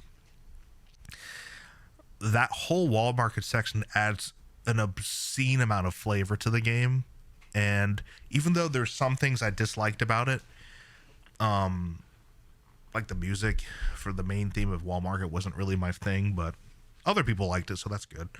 I kind of prefer like the old version, like the ska version or whatever. Anyways, little things, right? A lot of awesome things happening in Wall Market. Lots of good side quests. Lots of open-ended design in Wall Market itself, where you can look around and explore the back alleys, and lots of flavor, lots of derelict and filth and what's the word? Like human amusement, I guess. People just drinking and puking and doing implications of people doing drugs and partying and nightlife, and the whole idea of the Wall Market is being a place where the criminals can blow off some steam, you know? It's like a lawless land or whatever. I think they expanded Wall Market in a brilliant way. I think it was really, really good. Mostly because In the original, the wall market was kind of the same, but a little bit more leaning on the derelict, a little bit more leaning on the filth, and the degeneracy. That's the word I was thinking about, degeneracy. But with the remake, wall market has a little bit more of like a fun party vibe to it, and this is also the section where we get some new characters that I think are pretty interesting, which are, you know, Chocobo Sam, Madam M, Andrea, and Leslie, who I think Leslie is a really good character. So before I talk about the characters, though, let me just finish with the structure here, because like it's pretty decent writing in that we go here. It's not that we go here because it's something happens, therefore we go here. Something else happens that we weren't expecting, therefore we have to go here, and that just keeps happening until the game ends. So, examples: Tifa and Avalanche want to go blow up Sector 8 or whatever the next reactor is. Therefore, Cloud joins them. Jesse wants to understand what was going on with the bomb. Therefore, we go with Jesse on this whole excursion. What is it? Aerith gets kidnapped. Oh no, we really love Aerith. We've just spent the whole half of the game getting to know her and loving her. Therefore, we have to figure out where she is and how to get to Shinra, or how to get to Shinra. So that kind of stuff, right? I'm getting lost here. Let me think for a second. So we've talked about. So we figure out what's going on with Shinra. They're gonna drop the bomb. Ghost train yard or train graveyard, whatever. Big section there. Very big section there.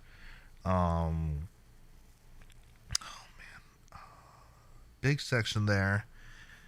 We get to fight the boss, yada yada, the Turks. One second, sorry. That's right. So what happens? We fight the Eligor boss or whatever, who we get all these kind of interesting cutscenes with Aerith. Amazing characterization for Aerith. One of the better scenes in the game, actually, when she sees flashbacks probably of herself playing hide and seek and these kids abandoning her, probably because she was weird and different. And then Tifa finally finds her. You found me. I guess you did. You know, that was pretty touching. And I always like when a game goes out of its way to explain why a character bothers to be with us at all. Okay? Think about Final Fantasy VI. Go-Go. Why was he around? Or Umaro is a better one. Why was Umaro? He's just for fun. You know, he's just a big Yeti. He's following us around for no reason, right? I like when a game bothers to explain what's their motivation for being here. Barrett, it's obvious. He wants his vengeance. It's more obvious when you know more about Barrett. Tifa, she cares about the slums. She cares about Final Heaven. She cares about making a stand, and her father was killed as a result of Sephiroth and, as an extension, Shinra. So she wants revenge. Cloud, his motivation will become more clear later. Right now, he's kind of just following Tifa around like a puppy, right? So that kind of thing. I love that scene. With Aerith, we fight Eligor. We go and we have the whole sequence where Shinra is in fact trying to drop the plate, and all kinds of things happen here. Cloud ascends the tower by himself, doing all kinds of cool combat sequences, coming across Biggs and then Jesse. Aerith, we actually get to play the sequence where Aerith goes and finds Marlene, and of course we run into Song there. Playing through the Sector 7 where everything's just chaos was kind of awesome, actually. Like, it wasn't particularly fun, but it was just interesting to see the terror that was going on, you know? The terror, like, people don't even know what's going on. Like, they just see Shinra and Avalanche battling it out, and little by little the people of Sector 7 start to put together like what's actually going on, and it's holy crap, right? It's kind of scary to think about. your government like just betraying you like that. Like your government and your superiors just basically throwing you under the rock. So that whole section's cool. There's some weird stuff with Aerith and Marlene between them that like it's almost implied that Marlene starts to understand who Aerith is for some reason. Another one of those weird things we won't really know the answer until the last game, I think. And then Sector 7 falls. We fight the Turks on the rooftop. Awesome boss fight. Couldn't have been any better if you ask me. Pretty challenging. The plate falling scene didn't hit as hard for me as it did in the original. I think it's pretty obvious why. In the original, you could hear screams. And I don't like to hear this, but you could actually hear the screams of people being crushed under thousands of pounds of rock and mortar and brick and God knows what else. And then there's no real music. It's just that, and then the crew just escapes via rope into Sector 6, right? In the remake, there's like this weird kind of upbeat electronic intense action music playing, and it seems pretty tone deaf for like that scene. It just doesn't land for me. It's cool to see Kate Sith. It's like, oh cool, but like other than that, that scene doesn't really hit nearly as hard as the original. What with President Shinra looking down in either terror or grim satisfaction or whatever. So that's that. That's kind of the midpoint of the game. And at that point, the game opens up. You have all kinds of side quests you can do until it's time to. You basically do all the side quests, and there's one other story thing until we get to the end game, and that is Leslie and the Corneo tunnel thing, right? Leslie is an interesting character. Okay. Anyways, I'll talk about him in a second, and then because what I'm doing right now is kind of just running through the plot structure. The last kind of because that was just like the end of Act 2, like the plate falling, and then after we do the side quest and do the stuff with Leslie in the sewers, we go ahead and enter the third act of ascending to Shinra, and that's all cool. You know, I think most of the game plays pretty well. Again, another thing I didn't like as much was the Shinra building, believe it or not. I really liked some of the puzzles in the original, and I liked the mood, the tone, and the atmosphere of the Shinra building. Some of it was pretty eerie, if you remember. You might recall a certain scene that really stood out to me when I was a kid, which was when the crew gets stopped by the Turks on their way up the building, and they get locked into these rooms. Barrett and Red have to hang out together, Cloud and Tifa, and then Aerith by herself. And you can talk to everybody through the walls or see what their conversations are being like. And then there's the trail of blood scene, right? All that's really, really changed in the remake, and in my opinion, for the worse, actually. But it is what it is, I guess. Certain tones of the original, like there's like, the way I like to say it is the spirit of the original is missing, but it's not totally missing. You know what I mean? Like some of the spirit of the original is not there for me, but some of it is. And I don't think people talk about what is there a lot. I think people like to dwell too much on what's missing. And it's a different game, man. Get the fuck over it. I'm just kidding. You don't have to get over it, but I am tired of hearing people be all negative all the time. So what else can I say? And that's kind of it. So you ascend it, you fight Rufus, and then what is it? You fight Rufus, and then there's the Whispers. Oh my god, the Whispers, the whole last final battle, which has some cool moments in it, but it's what it is. Now, you might notice I don't have a whole lot of videos like of me free talking. I'm trying to get a feel for how to do this more often. I want to make more videos where I just kind of talk with some organization, and sometimes. And when it comes to talking about story, I'm going to have to find my own little groove for that, because running through the whole plot structure is maybe not the best way to go about it. So I'll try to improve it or whatever. Let's talk about the characters.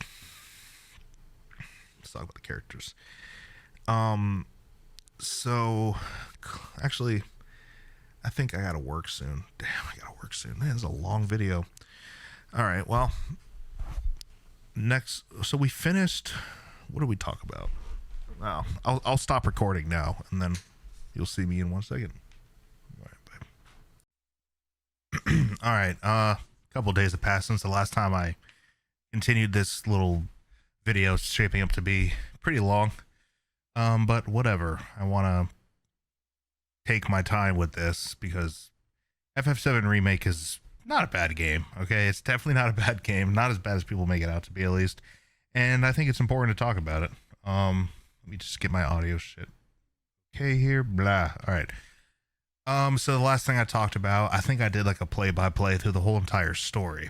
That can get a little messy, especially because I hadn't played it all that recently. Sorry. Because I hadn't played it all that recently, so the exact chain of order of events wasn't totally clear in my head, but let's just kind of look at the notes. So what I have next to talk about lore-wise is Materia. Now, aside from Materia being part of like the arguably the most popular RPG mechanic I've ever heard, Materia is also pretty significant. It's extremely significant in lore. I don't think a whole lot differs from FF7 Remake to the original here. Not really, at least. Basically, Materia is, as defined by the game, the thoughts and wisdom of those left behind from the ancients. Actually, I could be wrong about that. I'm not too sure if it's necessarily the ancients, but I'm pretty sure it is. I'm pretty sure the ancients.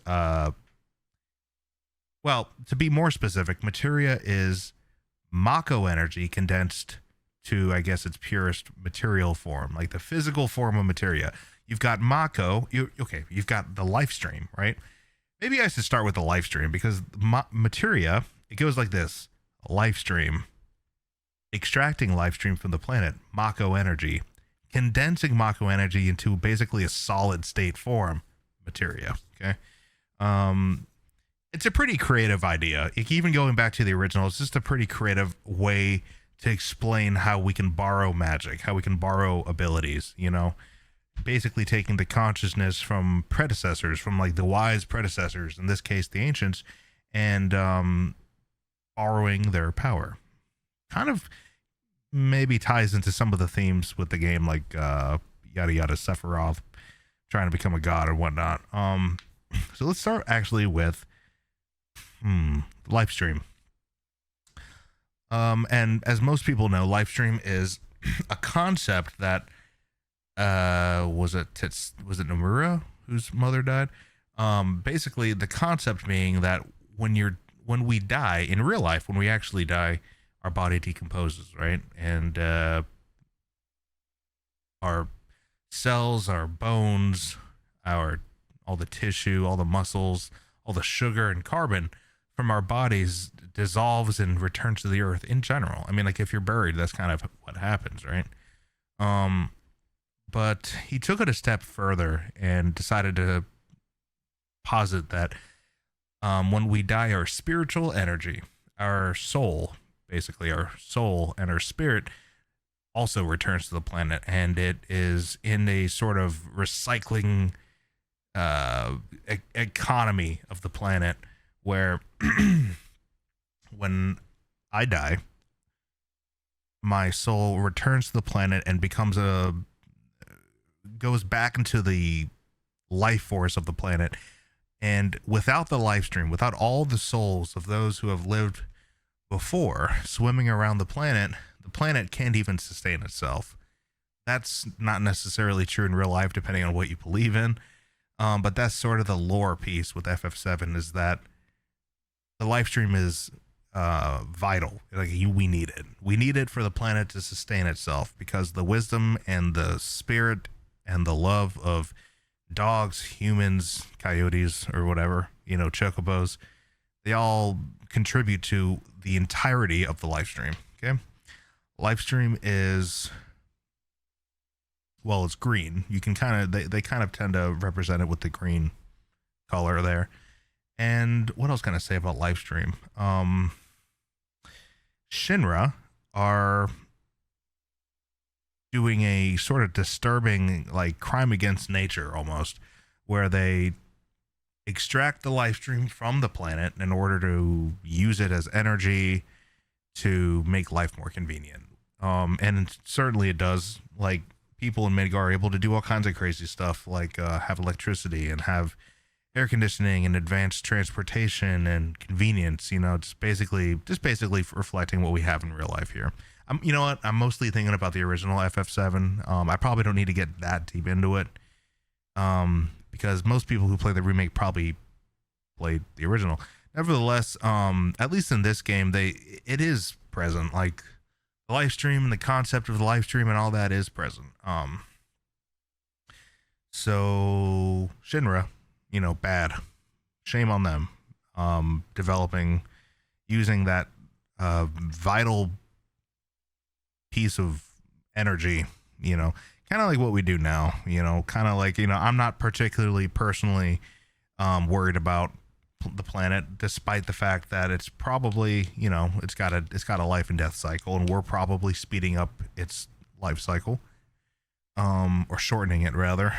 So there's some obvious, like, thematic similarities between what Shinra is doing with the live stream and what we as human beings are doing to the planet by being overpopulated, you know, and like littering or whatever, using whatever kind of technology we have that may help us in the short term but may damage the ozone layer in the long term, right? Like I said, I'm not particularly, you know, green as far as like how I care about the planet and all that, but that's kind of what's there. That's kind of what's present. So that's kind of that. That's kind of it. The live stream is pretty important. Now, what Shinra managed to do is kind of awesome, actually, in that, not necessarily good, but it's, you know, pretty cool, is that they not only were able to extract the live stream from the planet, but with the help of Dr. Hojo and whatever other brilliant scientists or whatever the fuck they have over there, are able to harness the energy and turn it into Mako energy, which is, if I remember correctly, Mako is like a liquid state, maybe it's like the live stream isn't exactly a liquid, you know, so they probably turn it into a liquid, and then materia as its final state is a solid. And through the game, as far as gameplay goes, we're able to use materia for various purposes, and there's like that in-lore explanation for why it's there too. So is it much different from the original FF7? Not really. Not as far as materia and live stream go, not really. And then there's Avalanche. Now, in the original game, they were pretty much, anything expanded about Avalanche was effectively non-existent. You didn't really have the greater idea of Avalanche until some of the auxiliary works came out. As far as, and for whatever reason, like the old game, it's just like, let's capitalize everything. Let's capitalize Soldier and Mako and Soldier and Avalanche, and then they're gonna make Joey, I mean the Donberry, think that they all stand for something, but it's really just Avalanche, you know. So anyways, so Avalanche, they're here for one reason and one reason only, and that is to stop Shinra from adulterating the planet, as they see it, from and there, and some sects as shown in Remake, there's some sects of Avalanche that are quite extreme, that will go at great lengths to do pretty evil things. Maybe it's not shown in Remake, but I know it's shown in some of these other compilation works, right? So Avalanche has a bit of a like breadth of values and extremism there. Like there's some real extremists. Not to mention that even in Remake, Cloud, Barrett, Tifa, Jesse, Wedge, Biggs, or whoever, we're here to blow up the reactor. I think it might be watered down a little bit in the remake, because I think in the original there wasn't any plot point about, there was no plot point as seen here where President Shinra uses it as an opportunity to make the explosion worse than it is. And then, so we'll compare them. In the original, we blow up the reactor, we kill thousands, assumably hundreds, we'll say hundreds of innocent people, for the greater good of sticking it to Shinra and taking down one of these reactors, right? Not to say that they couldn't just build another one, but hey, that's what we did in the original. Here in Remake, lots of different things happen. The main thing is Shinra's and President Shinra's plan and Heidegger, mostly President Shinra's plan, because Heidegger's a dumbass, to use the terrorist attack from Cloud Barrett from Avalanche as an effort, as a political maneuver to manipulate the people into hating them more, hating Avalanche more, and loving Shinra more. And it's pretty apparent that part's not too hard to follow. Before we escape the reactor, President Shinra sends an order to, do the thing, and then the robots self-destruct, and the explosion is massive, and lots of people die, assuming. And then later on in the Midgar, in the first part of the game, Wutai gets brought up. Now they're using the pre-existing history from the lore of FF7 of Shinra and Wutai to, I forget the word, but like, what's the word for like when there's been a war and people are hungry to point the finger at somebody, right? And there's like that political, I can't think of the word, but I would assume that after the war with Wutai, people in Midgar, people who support Shinra would be like eager to not support Wutai, I guess. And so he paints Avalanche as, what did he say, spies for Wutai, or like something like that. And Avalanche gets pinned with being super, super evil. So, there's a lot of that like political intrigue in these games. They expand it more with Rebirth. As to whether or not it's really interesting or not, me personally, with Rebirth, I wasn't too interested in like the whole I forgot his name. At the end of spoilers, spoiler warning, 3, 2, 1, go. Remember at the end of Rebirth where there's like this political guy who's been in Rufus's ear the whole game, and then you find out it's just spoiler Sephiroth the whole time, and why is Sephiroth causing this political upset or stirring the pot, basically. We'll see. Remember, Sephiroth's main plan is he doesn't want the main events of the original game to unfold. He wants something different to happen, because he dies, because he fails, and for some reason he knows all that, right? That's why this is some kind of sequel, I guess. So that's what I have to say about Avalanche, I guess. Avalanche, I guess their main mission is to save the planet. There's a lot more to that if you know what's up with some of the auxiliary works. But we'll just leave it at that for now. Shinra is what's on my next bullet point. Now they make an effort in this game to really highlight this main point, which was kind of hinted at in the original, but maybe not hinted at enough. I tend to prefer the subtlety, but hey, it found its way in the game, and I'm glad, I guess, in case people can't read between the lines. But not everyone that works at Shinra is an evil, fill in the bad word there, an evil person. There's they put a specific scene in there. It's a decent scene where we first get to like the 70th floor, 50th, whatever floor, and we see all these people, all these normal, hardworking, I guess you could assume, everyday people that are working on that floor trying to rectify what happened with the Sector 7 plate falling, right? Because that was blamed entirely on Avalanche. It wasn't Avalanche, it was Shinra. But nevertheless, and Tifa's like, it gives me relief seeing them like this. And of course, she's referring to everybody on the floor who's like, on calls and shuffling papers, and hundreds of people in the office is working like crazy to try to do what, to make Shinra a better, or make Midgar a better place, make the world a better place for the people that live there. There's plenty of characters who really are working with Shinra, work for Shinra, but they're not necessarily evil. They're just doing what they think is right. Like the best example of this is Reeve, right? Kate Sith, who gets a lot of development in this game, actually, surprisingly. I mean, maybe not that surprisingly. I like Reeve. I always have loved Reeve, because I like characters who are more complicated, and more, and I guess he's not that complicated, but he's in a complicated position. He's surrounded with, like, the biggest, like, dumb evil people ever.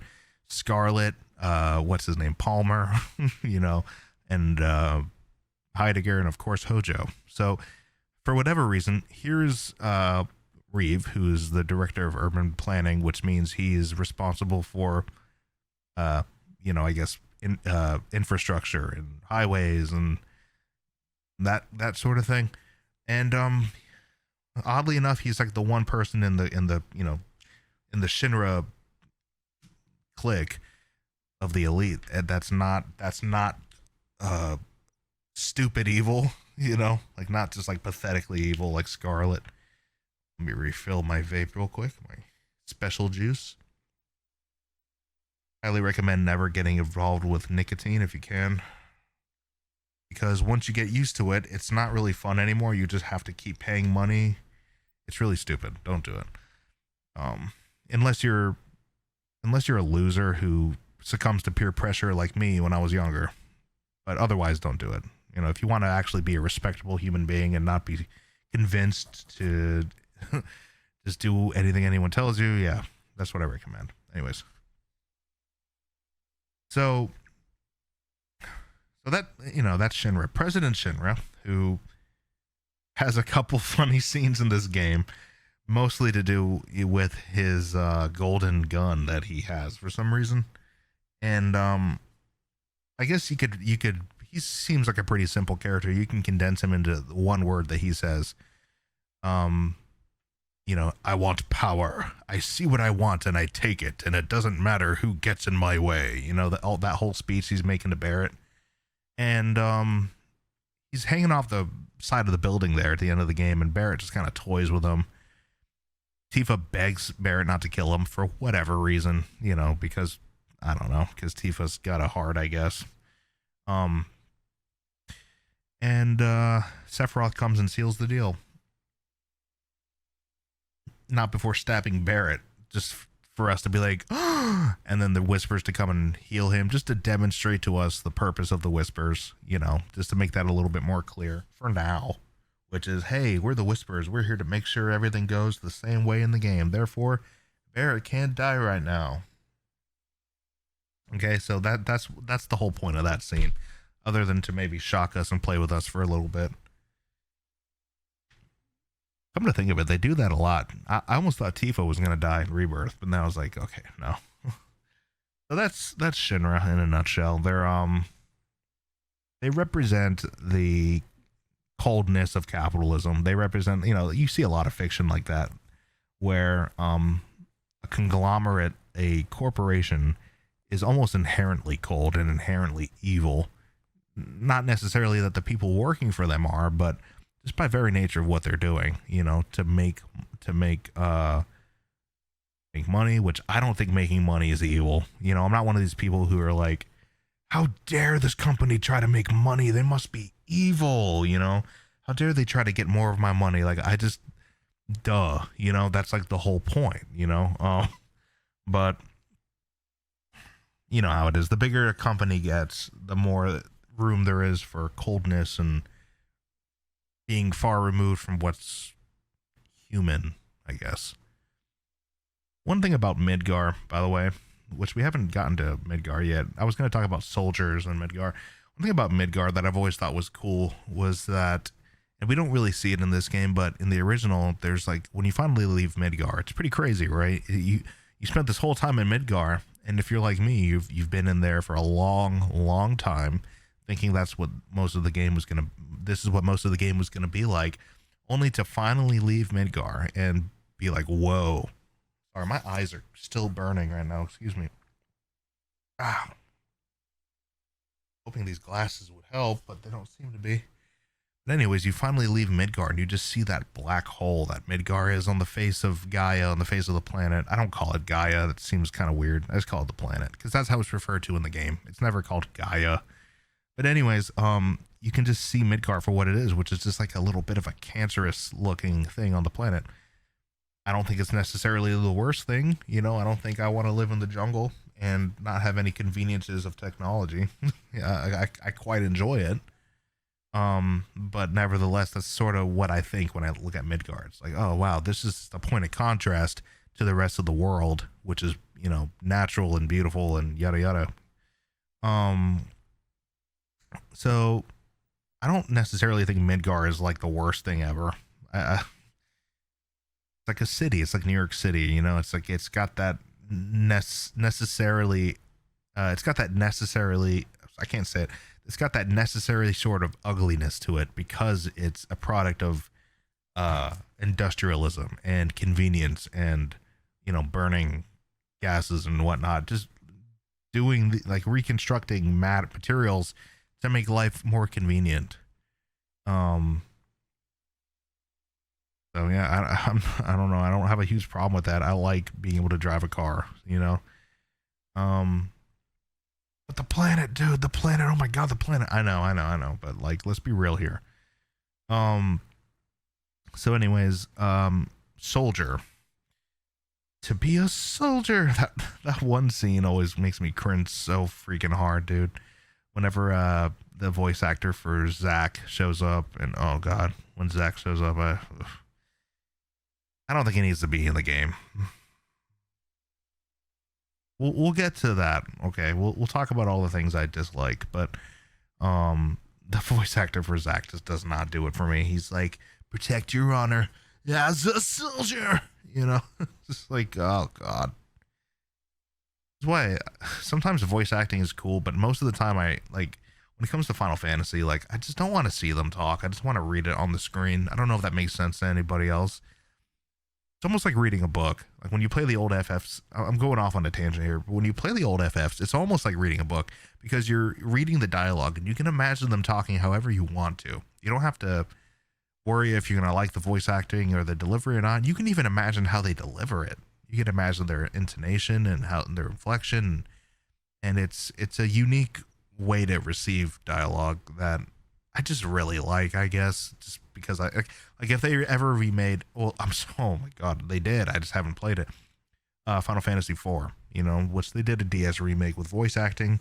I don't even want to play it. I know I'm sure it's really good, and I'm sure I'm an idiot, and I'll eat my words, and I will be like, God, what was I thinking? Not playing this game. But like, just I don't know. I saw a little bit of it, and I was like, oh man, I can't. I don't know if I can get with that, but I gotta try it one day. Anyways, my point is sometimes I like just reading the words. Moving on. But soldier. Well, there's a lot of explanation for where the enemies come from in this game, and they can pretty much. I'm pretty sure every enemy in the game can be traced back to Shinra, right? What do we have? We have floating robots with eyes on them. Okay, Shinra, right? It's just something. There's even a room in Shinra that shows you all the different military weaponry that they have that involves these sort of chimera abomination robot looking things or actual, you know, organisms like dogs or whatever infused with Mako energy to make them more powerful.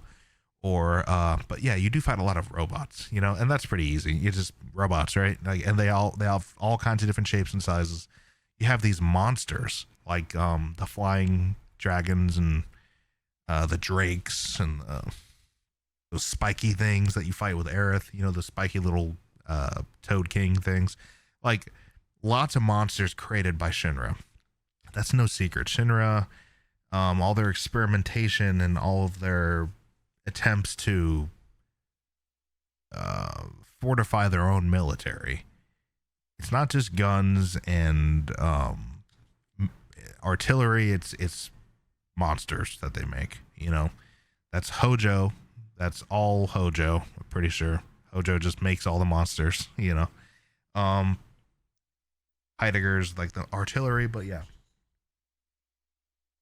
there's a really important scene in the original where I think it's in like the flashback where you're talking to Sephiroth and he's like, look in this tank, and he's saying uh, these are soldiers who have been infused to an ungodly amount of Mako energy.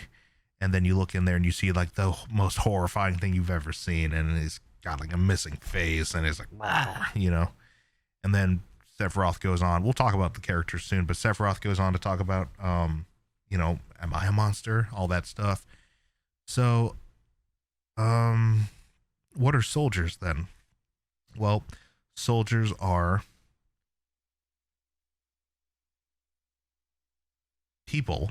I mean, I don't even know if I want to say people. Like, there's rigorous training involved in order to be involved. You have to pass all kinds of preliminary screenings for like muscle mass and like competency and battle competence, you know, in order to make it to soldier. You know, because Cloud never made it into soldier. He wasn't good enough at the time. So we'll say they are Shinra soldiers, or men, who have been infused and treated with high levels of Mako energy, very high. Not enough to mutate them. I don't think. Maybe there's been some examples of that happening, kind of like Resident Evil, but like infused with so much of Mako energy. Now, Mako energy is literally life stream, right? Mako energy is like a condensed form or no, that's materia. But Mako energy is the life stream, if I'm not mistaken. And so we're infusing these people with the main goal of making them really, really dangerous and really, really strong and competent and like a one-man army. We're not filling them with any weird magic poison, or maybe we are. We're filling them with the wisdom of the ancients, I think that's pretty accurate, right? They're filling it with life stream, which life stream is all the wisdom and power, I guess, from the planet, directly from the planet, injecting them with like planet god steroids. I hope I'm not missing something there, but like that sounds pretty clear to me. And are there a lot of soldiers? I don't really think there's a whole lot. I think, well, Roche is a soldier who, okay, I'm getting mixed up a little bit here because there have been a good amount of soldiers, apparently, right? Because we've got like all the hooded men, and I'm pretty sure all the hooded men were soldiers. All the black robe dudes, every last one was a soldier undergoing that cell degeneration thing that sort of happens. That's kind of built into soldiers, apparently. Like they inevitably will degenerate, and that might tie into part of Hojo's Genova reunion theory. So there's a lot to unpack with soldiers. I mean, but basically they are super, super strong and super advanced and can whoop ass, right? Sephiroth is a soldier. The best one ever, I think. And is he a soldier? Maybe I'm mistaken. I might be tripping right now. Zach's a soldier. And Jill, Genesis, I think they were soldiers too. I didn't play Crisis Core. Probably got to go ahead and do that. And that's sort of the idea. Cloud thinks he's a soldier. He never made it. Spoilers. That's kind of a big part. We'll get to characters really soon here. And let's see, anything else I want to talk about? The Cetra,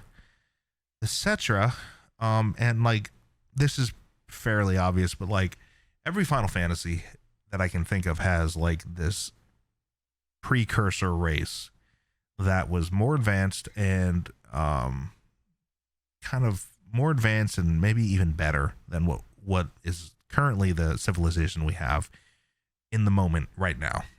So example with FF7 is like, you know, everyone that's on the planet now, and there's one remaining Cetra, and that is Aerith, right? Or Eris, if you prefer that. Aerith is the last remaining Cetra, and there's no one left. And another example of that would be, let's see, FF6. the Magi, right? The Magi over in FF6, who were who had access to magic, right? The magic was sealed away in the Espers, I guess. Final Fantasy IV, I guess you have the Lunarians. I don't know if they occupied the planet, but they were like nevertheless a more advanced precursor race. You also have I can't think of another one, but anyways, I'm sure there's more. FF5? What was FF5? I forgot. Anyways, the Cetra are that race in FF7, and I'm pretty sure that they used magic kind of freely. That was kind of like their thing. Like they could use magic. Like they had such a strong connection with the planet. They were so close. They were able to communicate with the planet in a way that we aren't able to. That's why Aerith's able to pray and manipulate stuff and, you know, sense things in certain ways, because they were more attuned to the planet and the life stream than humans are, and therefore it didn't need to borrow. I could be talking completely out of my ass right now, but I don't think they need it. I have to fact check me on this, please, because I'm no professional when it comes to like talking about lore, right? So help me out here. But they're definitely capable of using magic at will, borrowing the magic from the planet. I could be wrong there, but that's the Cetra. Why are they significant? Well, Aerith is significant because she casts Holy, and that is what saves. That's part of what saves the day in the original. It's Aerith casting Holy in the original, and it's the planet stepping in with the life stream to defend itself. I don't know if Aerith summons the life stream. She might be, but we'll just have to wait until part 3, right? All right, moving on. We see here. All right, characters. We're going to start with Cloud. Now, let's see. Cloud is one of my favorite protagonists of all time. My favorite protagonist heroes of all time. Now, there's a very specific reason for that, and it's not just because he has a big-ass sword, right? And it's not just because he looks super cool. It kind of looks like Link, but cooler, you know? And look, he's right there, right? I love Cloud. I love them all. I've got everybody but Yuffie and Sid, so they're next, right? Let's see. Cloud. Where do I even start? Well, it's hard to, it's actually difficult to talk about Remake without talking about Rebirth first. I mean, I'm sorry. It's difficult to talk about the remake without thinking about the OG, right? So in the original, I'll try to condense this really small and as much as I can. In the original, I'll say why I think Cloud is my favorite protagonist of all time. And in a nutshell, it's because he has this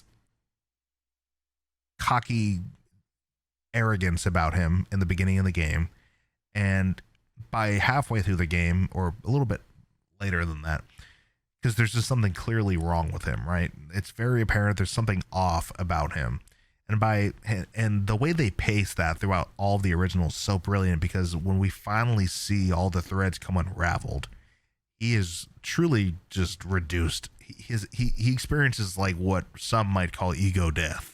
You know, like everything you thought you were was wrong, and he's peeling back the layers, and he just gets reduced to like the lowest, most pathetic, real, true form of himself, and then he goes from that with the help of Tifa, and I guess Aerith, but mostly Tifa. He goes from that low, that plummet, which is something Final Fantasy has always done really well, which is high highs and low lows in story. He goes from that extreme low to finishing the game, right? To defeating Sephiroth. And like everything they do between those 2 points is pretty fascinating and believable. And You know, Cloud might not be anyone without Tifa. Cloud might not be anyone without the party behind him, and his love for Aerith, and his actual love for his friends and the people that mean something to him. So I guess I just love Cloud because he just goes through quite a bit. He suffers quite a bit, and I feel pretty bad for him, actually. So let's talk about Cloud and Remake. To kind of fast forward things here. Presentation wise, Cody Christian, man, you knocked it out of the goddamn park, dude. I don't care what anybody says. I think you really knocked it out of the park. I almost can't believe how good of a job he did. I don't think he's much of a gamer. I don't really know much about him, but there's a certain coolness to Cloud that needs to be there. You have to capture the coolness because he's cool, because so much of the appeal of Final Fantasy VII is how cool everyone looks, right? There's more to them than that. It's not just that they're cool, but that's very important, I feel. And I just really think he nailed it. I think he's kind of, I think it's pretty amazing. I don't know what kind of preparation he did. I don't know. I highly doubt he played the game. I know he was aware of Steve Burton, for Advent Children. That was the voice actor previously for Cloud over at Advent Children, but I just think he did a fantastic job. It was believable. There was so he nailed the cool thing. I never, not once, felt like he overdid anything. So yeah, I really just gotta give it to him, man. I just unbelievable to me. So, but Cloud as a character, well, other than him being cool, there's clearly he gets all these weird flashbacks, and it's gonna be difficult to talk about Cloud in the whole Remake trilogy, but just as far as his progression goes in Remake, right? He starts off and he is what you expect. He's just here for the money. He's got this amazing chemistry with Barrett, who like isn't really intimidated by Barrett at all, and I think that kind of gets under Barrett's skin because he's used to Wedge and Biggs. Yes, sir. You know, so Cloud's not intimidated at all by Barrett. And they don't get along very well in the beginning there. And Cloud almost seems to get along better with women than men. Might have something to do with his upbringing or whatnot. Like he seems to almost him and Jessie have a weird dynamic that's like kind of like a little sister sort of thing. There's some flirtatious vibes going there. But he always seems to show up for people, even when he really doesn't seem like he's going to. You know that scene in Remake where like Avalanche makes a decision to be like, "Hey, Cloud, we don't want you here. We decided we're good." And then he seems fine with it, but like, you know, knowing what we know about Cloud from the original, being a social outcast is something that's both familiar to Cloud, but probably doesn't feel good for him too. So he comes across these Shinra goons and they're looking for Barrett, and he kicks their ass, and it makes you wonder about Cloud. You know, it makes you wonder like, I wonder if he really likes being a lone wolf, you know, and if he really enjoys that, or if it's just like a defense mechanism. Like I can almost relate to this in some way, where like you stay by yourself a lot of the time because you feel kind of cool, I guess, like a lone wolf, but really you would like some you would like some friends, that kind of thing. So what to say about Cloud that's different here than the original? That's the real question, because we're talking about the remake. That's a tough one. I think I don't think he's much different at all. And I almost want to say that people who strongly don't like Remake would probably agree with me. I mean, there's always going to be what's the word? There's always going to be outliers or whatever, but I think Cloud's presentation and acting and treatment overall, I think his treatment overall in Final Fantasy is pretty solid. Um, he's consistent. He's consistently inconsistent with his current predicament of his personality kind of shifting under his skin with, because let's talk about the main thing that happens with Cloud. Let's just go ahead and talk about it. Um, Cloud is experiencing a deconstruction of his ego. He has a problem with his memories because what happens is he gets infused with an ungodly amount of radiation. I mean, Mako energy multiple times throughout the course of his life. And his brain doesn't know how to handle all of that craziness that's going on.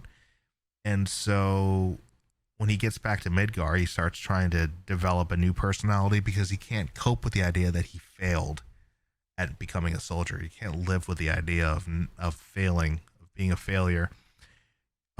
Which is interesting because I don't know. I feel like he's experienced a good bit of failure and tragedy in his life, given that his father died and mother died, and what's his name? His own hero, Sephiroth, burned his whole fucking town down. He interpreted Tifa's behavior like she was like not interested in being his friend and all that kind of stuff. And he always felt inadequate. He always felt inadequate to like Tifa's friends, but nevertheless, he can't handle this feeling of failure, so he mixes his own memories. I think the best way I ever heard it described, Cloud's predicament, is that he's undergoing Mako poisoning after effects with some split personality crap going on with Zack, and he like inherits Zack's memories for whatever reason, right? We don't know why. It's a brilliant plot point. It doesn't make a whole lot of sense, but it always kind of makes sense. Like you could see somebody coping so hard. Like there's people out here that exist who cope so hard with reality that they will actually adopt someone else's personality. Like that's a thing that people do. Like I don't do it, I don't think, but like it exists. So Cloud's a weird fella, and in this game, other than all his cool one-liners, all his Leon Kennedy type of one-liners that are funny, and his interactions with Aerith are different from pretty much everyone's, because Aerith has this way where she's able to like cut through Cloud's seriousness better than anybody. I said earlier that Aerith was kind of childlike, and but she's not dumb, that's for sure, but she definitely plays the part. Like she kind of surprises you because she seems kind of naive and seems kind of childlike, but then she'll kind of throw a zinger at Cloud, and he's like, huh? She's probably smarter than Cloud, and so his dynamic with her is really fun to watch. It's really fun to watch him. His dynamic with Barrett obviously is a slow burn. Like they don't really seem to like each other all that much. It's not really clear that Cloud wants Barrett to like him. It's not, none of that. But nevertheless, they end up bonding, I guess, in some weird masculine way, And he obviously cares about Tifa. His whole personality almost changes whenever Tifa's in the room, and maybe some of his insecurities pop out more. It's fun to watch him interact with people, with NPCs that we talk to. He's just same old cool Cloud. It doesn't matter. He's cool, calm, and collected, and no one really intimidates him or anything like that. But with Tifa, it's pretty clear that he cares about her a great deal. And there's that scene where he reflects on the promise he made to her, that he would be there for her. It's worth noting that the original, how many times am I going to say in the original, in this video, but in the original, one of my favorite scenes in the whole game, which is just so damn good, is when Tifa realizes while swimming through his memories and his subconscious brain, his while she's in his mind, basically, when they're both in the live stream, she realizes Cloud actually did come back to save her, which is just kind of awesome. I don't know. There's something about the way they did the reveals in the original that was just so like wow, so ahead of its time. Like game that's gonna have a big reveal only to make only to later on in the game have a better reveal that makes the old reveal kind of seem like it was a setup. Just brilliant, and so engaging. And this game, there's a little bit different pacing going on with like Wedge, Biggs, and Jesse have much more of a say, have much more of a presence in this game out of necessity because Midgar is the whole section of the whole game. Let's talk about Jesse, right? Let me stay on task here. Yeah, let's talk about Jesse. It's natural. Let me just put it here so I don't lose my spot. Jesse Avalanche. So Jesse, probably one of the better.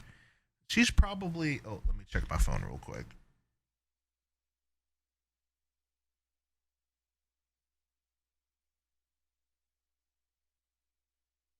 Sorry. Jessie is probably one of the better things that they added to this game. In general, she's a scene stealer. She's so freaking funny. It's almost like they took the very few lines of dialogue you get with her, and they built a whole this is what they did. Then they built a whole personality for her for this game. Somebody who is very brave and doesn't really give a damn, and has more balls than Wedge and Biggs combined. You know what I mean?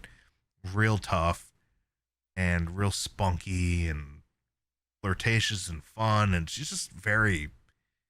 She feels very alive, Jessie. Her voice actor did a phenomenal job. Oh my god, phenomenal.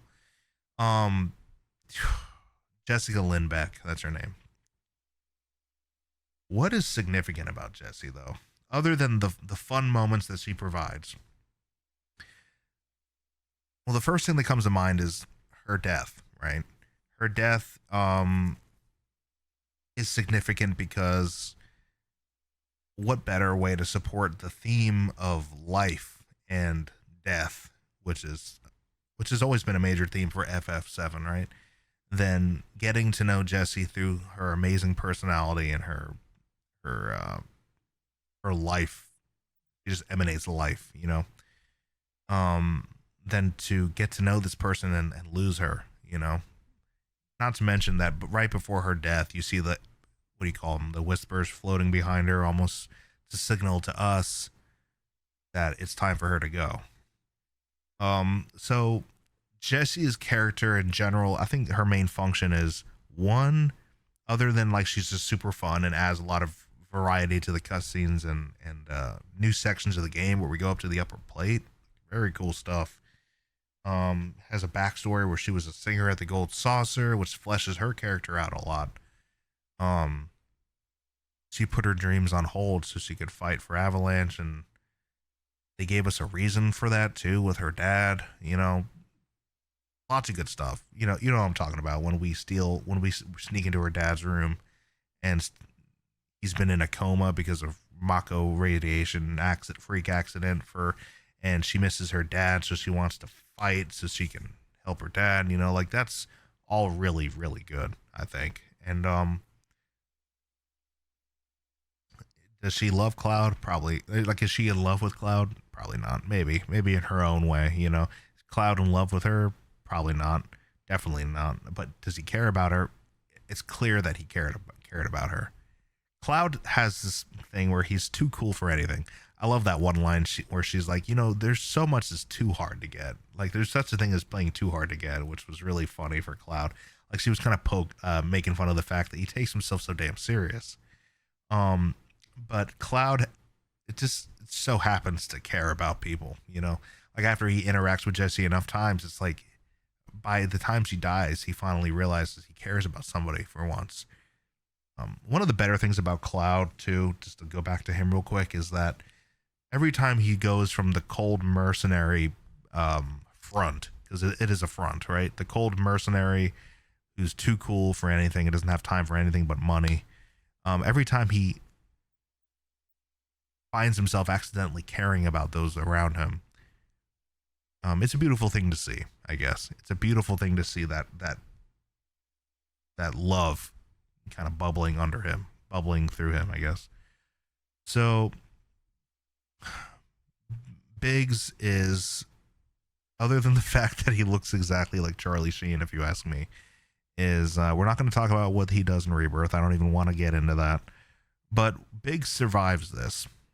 Now, that might be pretty significant, actually, because Biggs surviving this, because he does not survive the events of the original game, leads to the cycle changing, right? One thing I forgot to touch on more was Sephiroth manipulated us into killing the Whispers, the Arbiters of Fate, right? When we did that, we did something to affect the flow of time and the events of the original game, and that gives Sephiroth an advantage so that he can have a chance of not dying this time or whatever. I'm pretty sure Wedge being alive is the main indication of that. I'm sorry, not Wedge, Biggs. Biggs being alive, because they've gone out of their way to show us, hey, we're going to kill anyone who doesn't survive in the original game, and we're going to, let live people who do, like Baron. Do I think all this is cool? Not really, but I'm talking about it. Do I like all this idea stuff? No, I don't care about it at all, but it's there. It's there now. Ain't no use of, getting off this train we're on, right? So, yeah. Biggs survives, and that's different than what the Whispers had in mind. And I guess that's because we killed the Whispers, or we killed the Arbiters of Fate. What else can I say about Biggs? Other than he's kind of friendly, and he obviously cares about the crew. He cares about Wedge, and we get some, other than Biggs and Wedge providing us with the obvious comic relief at times. I like Biggs. I mean, I don't love him, but he's there. And then there's Wedge. And he's voiced by Matt Jones, who does Badger in Breaking Bad. Hold on one second. Oh, okay. All right, so we stopped with, I'll put this in my notes where I stopped. I got to wrap up this little thing here. Adios. Hello, are we recording? If we are, great, because I just spent an hour speaking on crap and then looked to my left and realized I wasn't recording. So I'm going to make damn sure that I'm recording, because I need you guys to hear my mediocre opinion about this game. Last thing we were talking about was Wedge, okay? Now, with Wedge, the thing that I immediately noticed about him in the remake is that who he's voiced by. He's voiced by Matt Jones. He's voiced by Matt Jones from Breaking Bad. So if you watch Breaking Bad, you might remember Badger. And you might remember how silly and not iconic, but how, recognizable his voice is. That's Badger, all right? So there's Matt Jones. That's the name of the guy who voices him. I noticed that almost immediately, and I thought that was a really great choice. So what is there about Wedge that I just... What did I talk about an hour ago? Well, he gives us some funny moments, okay? He gives us some funny moments. We get more development with Wedge just because of the game being more focused on Midgar and expanding all that. I think mainly with Wedge, his arc comes to a head, albeit it's a small one and not a very important one.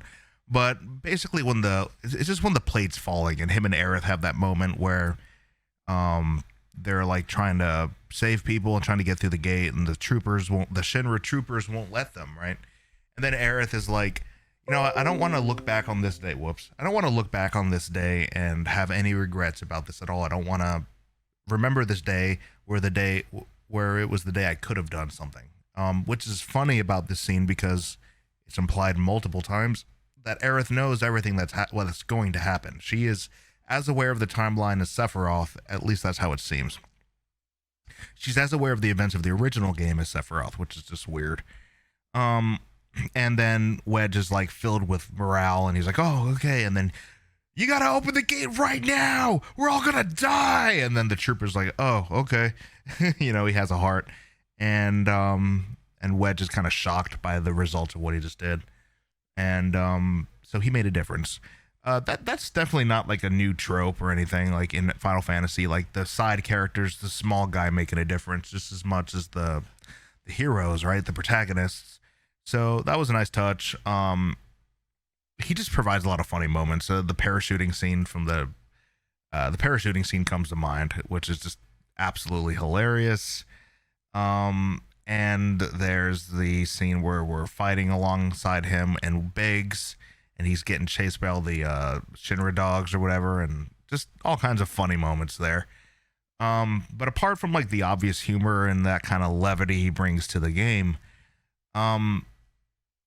there's not a whole lot more to him. He does die. I mean, he dies just like not exactly at the same part where he's supposed to, but when the whispers say he's supposed to, and sure enough, he makes a difference, and he means a lot to a lot of people. I mean, he means a lot to Barrett. He means a tremendous amount to Barrett and to Tifa, and eventually he even means something to Cloud, whether it's stated explicitly or not, hardly. But he finds a way into Cloud's heart. Kind of like, one last thing I'd like to say about Wedge.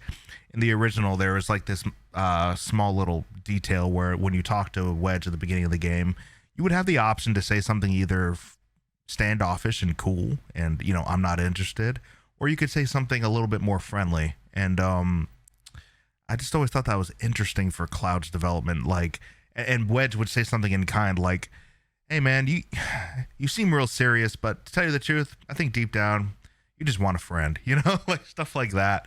And if you ever need to get something off your chest, just lay it on me, bro.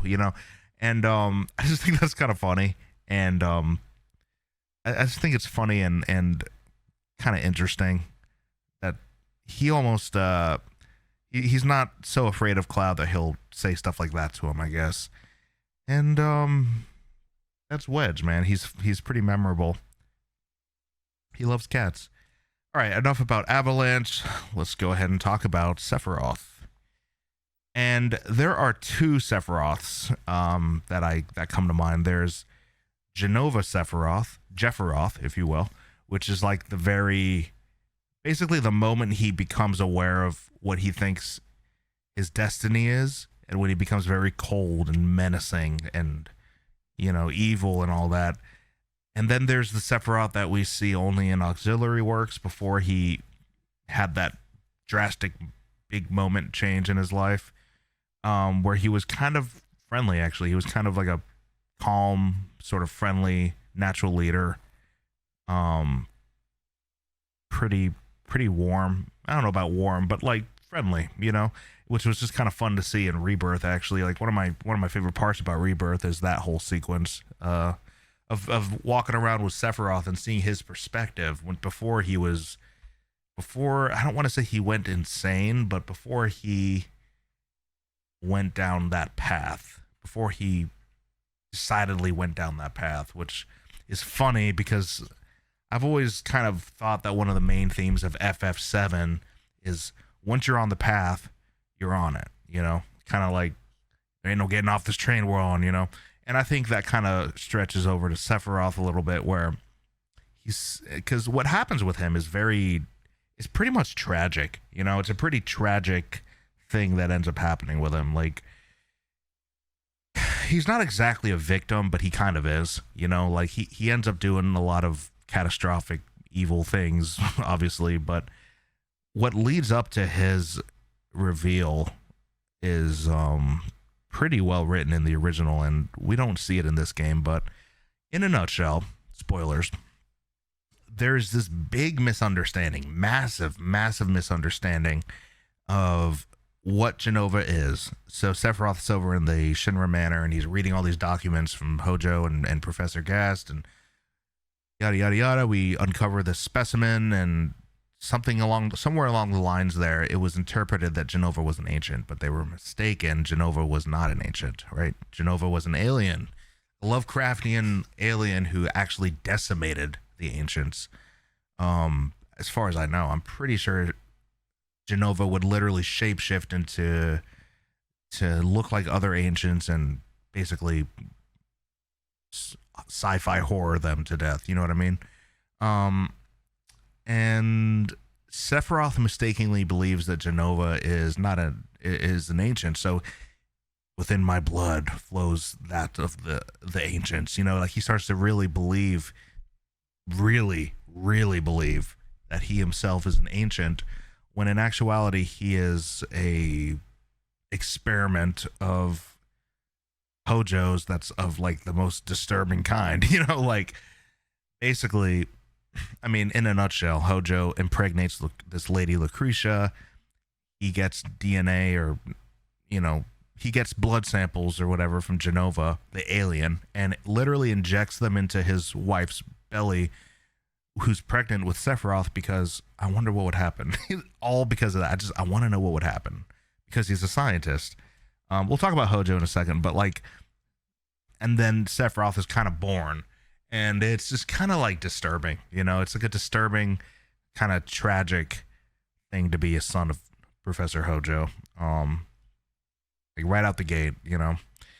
But Sephiroth in general, I mean, his main mission here in this game is, from what I understand, is basically he wants to prevent the events of the first game. Now, obviously, he doesn't say it outright like that. He doesn't say, like, in the first game, you guys defeated me, but now, with the power of time travel or alternate timelines and the whispers, I will prevent that. You know, he never says that, but that's kind of this consensus, and it's like, you know, that's why it's really kind of jarring when you play through the game and you see all these cutscenes from the original, and you're like, what the hell? Huh?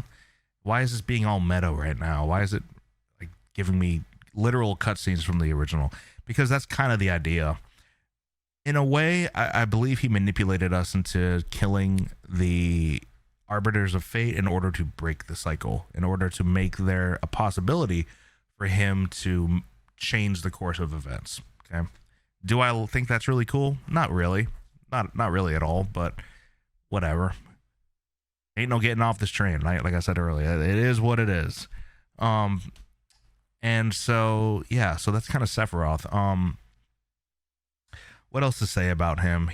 At least in this game, I mean, his presence is still sort of like, you know, the Jaws thing, like the shark, kind of like they kind of reveal a lot up front.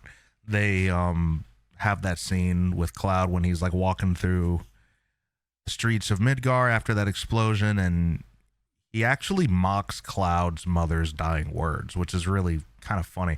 You don't know that until you've played Rebirth, but like whenever he's like, I just have one thing to ask of you, Cloud. Run away. You know, all that. He's like actually mimicking what Cloud's mom will say in Rebirth when we see the scene where she's dying. And then Cloud's like, oh my God, you bastard, and tries to attack him. And of course, he's not really there because he's a projection. And he's just kind of doing this whole manipulation dance on Cloud's psyche. And Jenova or Jefferoth or whoever, you know, Cloud is probably a weak target and susceptible to manipulation more than ever right now, right? Because his personality is barely holding on by a thread. So he's like the perfect victim for this. Go ahead and move on. Tifa. Oh, Tifa. Fan favorite. One of my favorite characters. Probably one of the most well-developed characters in the game. Now, Tifa is... What do I think when I hear Tifa? What comes to mind, right? Guilt is one word. Guilt... And let's start with that, okay? Because guilt is an anger, maybe, you know, and guilt and maybe anger, maybe, but like she wants vengeance, right? With Tifa, she, you know, her father was murdered. Mother died at some point at the hands of Shinra. she finds herself in Midgar eventually, and to basically start a new life for herself, right? She had done her martial arts training with the Zangan or whatever, and eventually finds herself in Midgar to start a life there, getting away from Nibelheim because it was burned down, right? So she builds a life in Midgar, and she puts together Seventh Heaven. She meets Barrett. She becomes Barrett and Marlene's like aunt, you know what I mean, or Marlene's aunt and Barrett's close friend. And she becomes a very integral part of Sector 7. I mean, that opening segment where you play with her and you're visiting all these people, Marl, you know, that old lady, all these people that she has a positive effect on, all with the goal of building a strong community, you know, the neighborhood watch and all those things. They did a really good job here. I want to stress that. All these things play into developing Tifa, because when all that is crushed, when all of that is crushed under all that brick and mortar, it becomes very believable to see her pain as being something really palpable, really real, you know?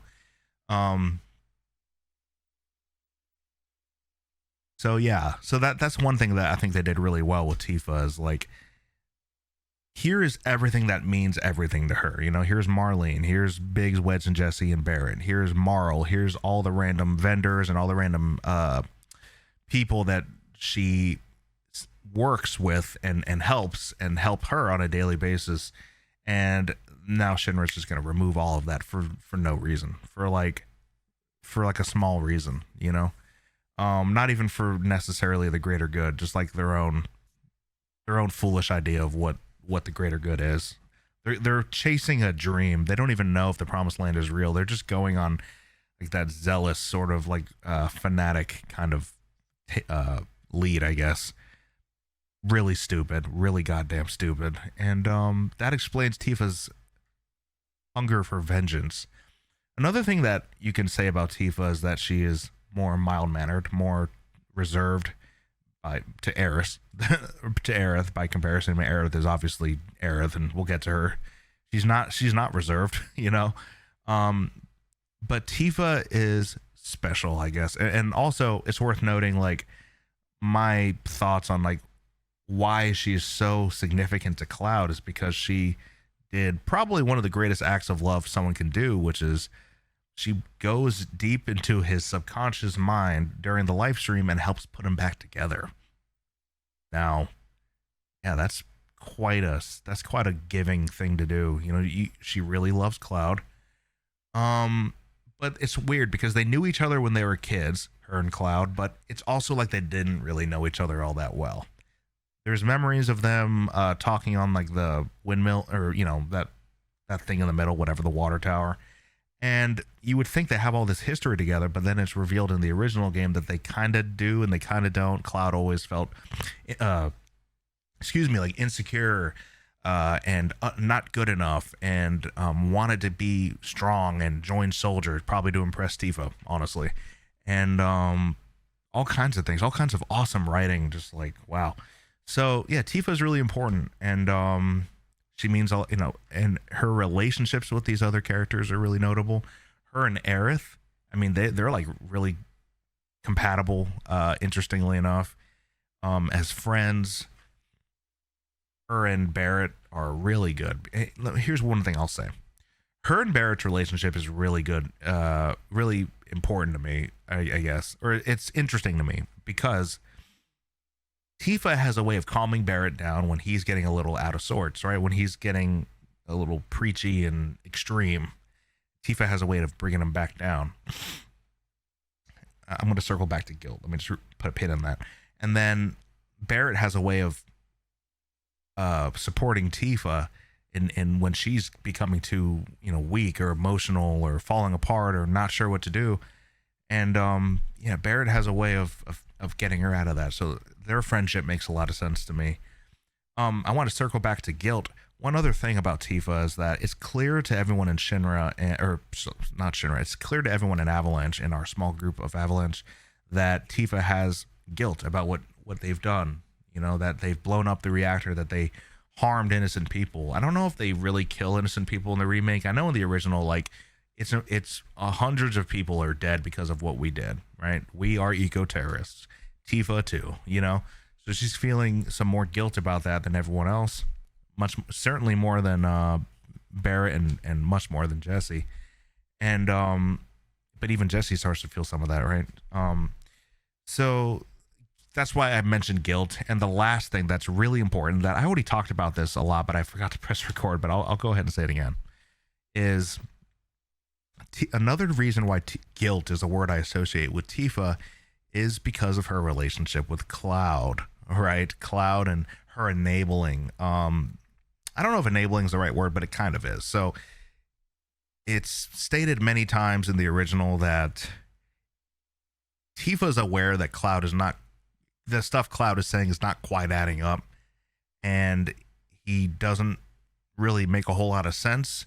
And the only one who can know that the stories he's telling are not completely true is Tifa. Now, the guilt she might feel is just, she wanted him around. You know, this is really reaching into later in the game, but she wanted him around. She didn't want to push him away in any way. She didn't want to cause him too much emotional pain or harm. And because she's more reserved, right? That's more of her personality type anyways. So what does she do? She doesn't tell Cloud everything that happened. She doesn't try to have this big grand conversation with him about the truth about Nibelheim. She just kind of lets him think and believe what he's thinking and believing, and that causes her tremendous guilt eventually, and it eventually it all comes to a head. And you know, I think Cloud and Tifa are significant icons for a reason. I think the writing in the original game was superb, but we should be talking about this game, right? Anyways, moving on. I mean, like, with Tifa in this game, it's more about her vengeance with Shinra and her anger. I think the thing they did best with Tifa in this game is showing us all the people that mean everything to her, all the things that are important to her in Sector 7, Shinra crushing it, and then Tifa finding the strength to fight back. Okay, Barrett. How much time do I have? About 10 minutes. And I'm still recording. Woo, it's a miracle. Barrett is one of my favorite characters of all time. I love Barrett. When I recently played through the OG, you know, with Barrett, and we get to see all his Corel backstory, I teared up like a baby. Like, I just cried like a baby because Barrett means so much to me, and I don't really know why. Maybe it's because I identify with his emotional hot-headedness mixed with a little bit of stupidity. Is that fair to say? Because you know, Barrett's not exactly brilliant, and neither am I. So I identify with him in that way. I feel like I love him, you know. As much as I'd like to see myself as like the intellectual, I probably am more like Barrett than anybody, you know, as far as like just being a goofball, bumbling old man, right?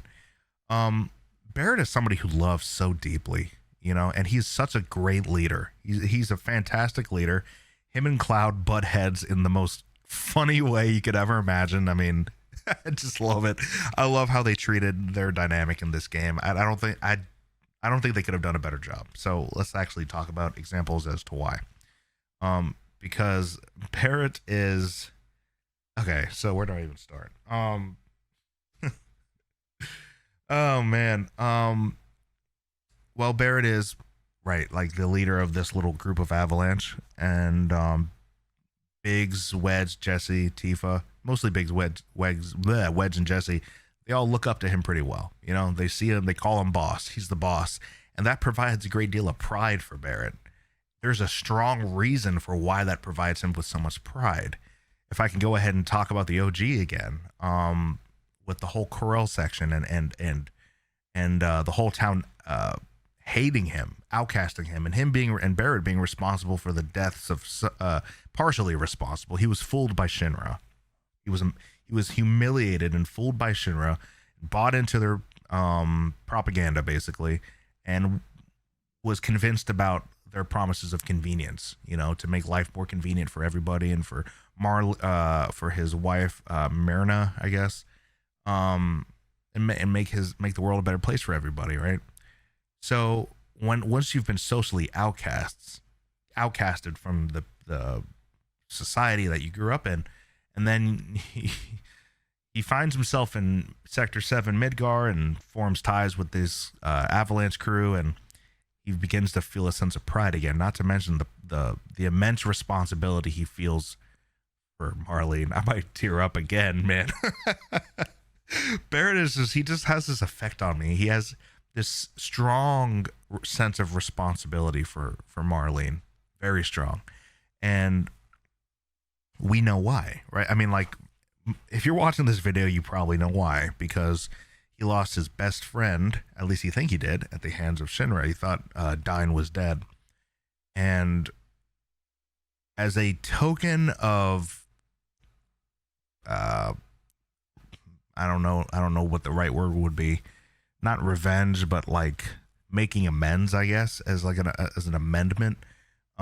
He cares so much about Marlene to be a father to her because he knows that Barrett played a role in all the chaos that happened with Dine and Corel being burned and everything. Not to mention, I always loved the significance about Barrett's right arm and Dine's left arm being both blasted off. Both of them having a gun arm, kind of making this connection to them. Oh man. So Barrett, in a nutshell, is somebody who loves very strongly and has immense pride and doesn't trust people easily, doesn't trust strangers easily, which is what explains his dynamic with Cloud so much. I mean, like, I don't trust you. You busting up my rhythm. Why don't you go back to Shinra, lapdog? You know, like pretty much projecting all of his own shit onto Cloud, and Cloud's just like whatever. And then, of course, Barrett goes a step further and gets very preachy about the planet. And as we all know, Barrett loves the planet and all, but he doesn't love it as much as he's making it out to be. And we all love that scene with Kate Sith where he calls him out. It's a really famous scene, and we all appreciate. It's on the airship when Reeve / Kate Sith is like, you know what, man? I'm tired of listening to you go on and on about the planet when in actuality, you know, you harmed a whole lot of people in your pursuit of revenge and yada yada. So in this game, Barrett is a lot of comic relief and a lot of emotional scenes. Kind of in the same vein as with Tifa. After the Sector 7 plate goes down. Now, I'll go ahead and say this. This game doesn't touch me in that same specific emotional place as the original does. Probably a little bit because of nostalgia, maybe a little bit also because of my expectations and the writing and, you know, that kind of thing. I'm just glad we got the remake, right? But it doesn't reach me the same way. However, there was one scene that really shook me, and that is when Barrett is damn, I'm gonna try to keep it focused here and not try not to cry like a baby. But whenever we land in the Sector 6 and Barrett is pretty much convinced that everyone's dead. And most of them are. I mean, Marlene, Wedge, Biggs, Jesse. We already know Jesse and Biggs die. I mean, Jesse and Wedge die eventually. So Barrett is just kind of like crying out, you know, screaming in this failure, in this anger, this rage, and this depression. You know, it's really... And in the original game, he starts taking his gun arm and shooting at the wall. I wish they had kept that. I don't know why they got rid of that. That always shook me up. And it makes a whole lot of sense as to why Barrett's in on the ride with us. Maybe in the beginning, it's just about missions and doing the Avalanche stuff. But the beautiful thing about writing a good story, and I'll wrap up with this because I got to teach soon. The beautiful thing about writing a story like this is the chain of events logically might lead to each other. You know, it's like we start off with Avalanche, we start off with this mission, and then maybe Barrett's motivation is not that strong to be in the party, and he doesn't even want Cloud in the party because he's not serious about Avalanche's mission because he doesn't care about the planet. But that's all just like set up and like smoke and mirrors and stuff until the real heart of why people stick around in the party matter. Like, Tifa and Barrett are on this journey with us because they want to stay at the Shinra. Make no mistake. They probably care about the planet, but it's about vengeance. It's about and it's about protecting those that we love, those that they love, and those that they care about. So, and that's why they fight. And Cloud, it's not really that clear why he fights until way later in the game. He's just kind of hanging out with Tifa, maybe, you know. But everyone gets their moment as to why they are on this. What I like to say is why they fight. Those who fight, right? Why do they fight? And so Barrett means a whole lot to me. He's funny. His dynamic with Red 13 is really funny. Very funny. But I'm going to go ahead and wrap it up because I have a habit of rambling a lot.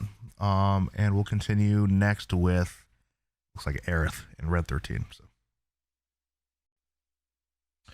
All right, so Aerith, let's just go ahead and pick back up where we were. We just got done talking about Barrett.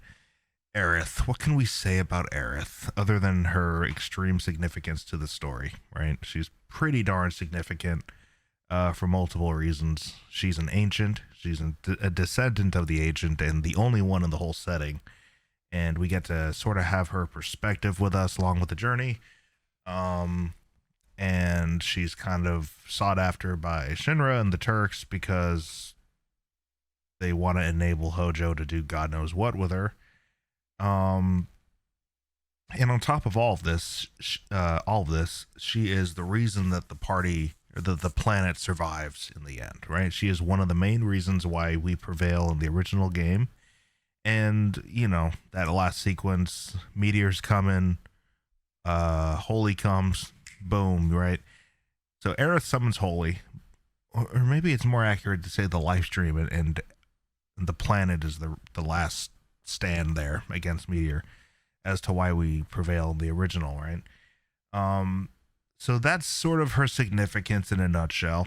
And on top of all of this, she is a very beloved character in the franchise, right? In the whole world, people love Aerith, and for good reason. She is such a how can we describe Aerith? She is brash. She is kind.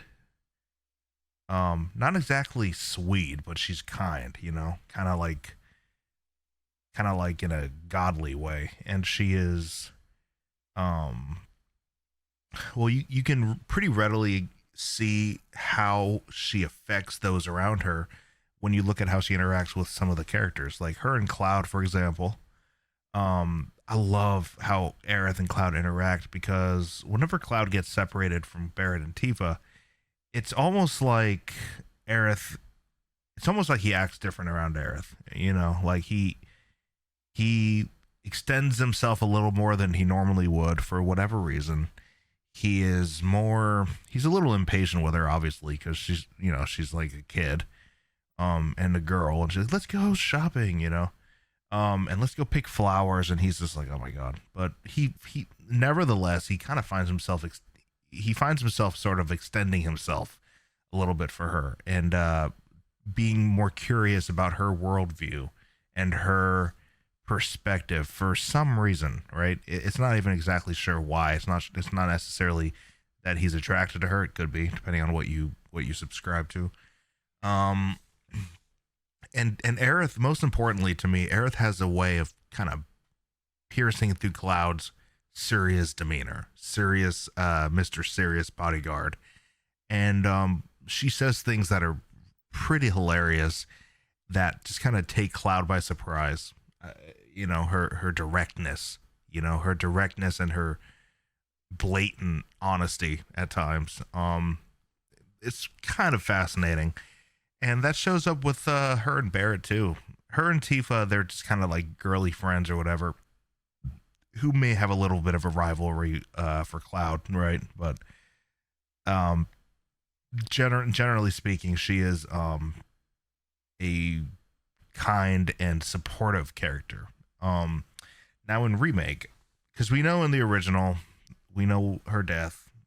She's not just her death, but it is a big part of Aerith, right? It is a big part of what the first thing people think about, I guess. In Remake, apart from her being tons of fun, right? Tons of fun in the Wall Market section, and this sort of thing, she gets quite a bit of development. She gets what do we learn about Aerith? We get the when she was a kid in the train graveyard. We get that whole backstory about how she was like, sorry, eye itches. Was herself a bit of an outcast and a bit of a, not necessarily a loner, but someone who didn't really quite fit in. And that whole train graveyard segment is great, by the way, because it kind of shows. Remember when we were talking about why Tifa and Barret are along for the ride? It seems to me Aerith is along for the ride just because she feels like she finally belongs somewhere.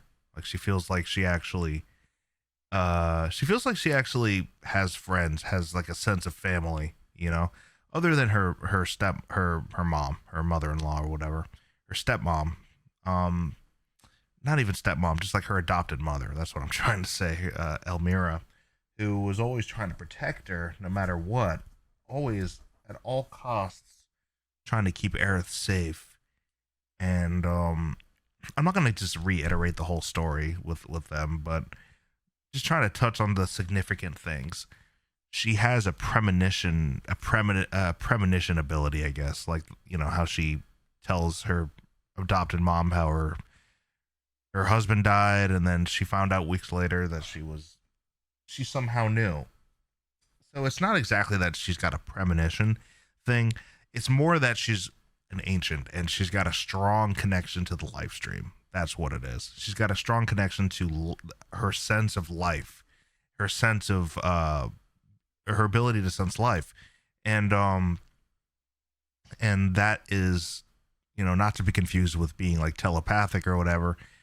She just has that ancient quality. She's a Cetra. She's the last Cetra, so she's attuned with things like nature and life, and obviously she's attuned to things like, you know, like life and animals and stuff, because life and life stream are what the Cetra are good at understanding and doing. So that's Aerith, and what else can be said about her significantly? Well, she gets a lot of development after she gets kidnapped by Song, right? In fact, Tifa and Barret both, they both find it important to go back and save Aerith because of what she's done for them. She went and helped Tifa rescue Marlene while Tifa went and fought up top, right? And Barret obviously feels indebted to her for the same reason, because he adores Marlene. And Cloud feels a strong inclination to save Aerith. And you know what? I'm not even that sure why. I mean, other than when Cloud and Aerith are alone, they bond in a way that maybe he hasn't really had in a while, like a true friend. Think about it like this. Here's a good way of thinking about it. When Barret and Cloud interact, Barret is on the defense and Cloud's a little bit on the defense, and they're both kind of judging each other, right? And Barrett's kind of standoffish with Cloud and kind, right? And thinks he's kind of an idiot. Barret thinks Cloud is not an idiot, but an asshole, pretty much. Look at Wedge and Biggs. They kind of just kiss up to him constantly, and he's just like, you know, whatever. You know, Wedge tries to bond with him, but nevertheless, Cloud is just like, all right, I gotta go. Jessie, same thing. Jessie is kind of flirtatious, and it's kind of, you could even call it superficial, you know, their relationship at times. And then there's Tifa, who is his love interest. So, I don't know, it could be argued that like Aerith is maybe his first friend during his first real friend. She bothers to go the extra mile as far as risking offending Cloud in order to get to know him better. You know what I mean?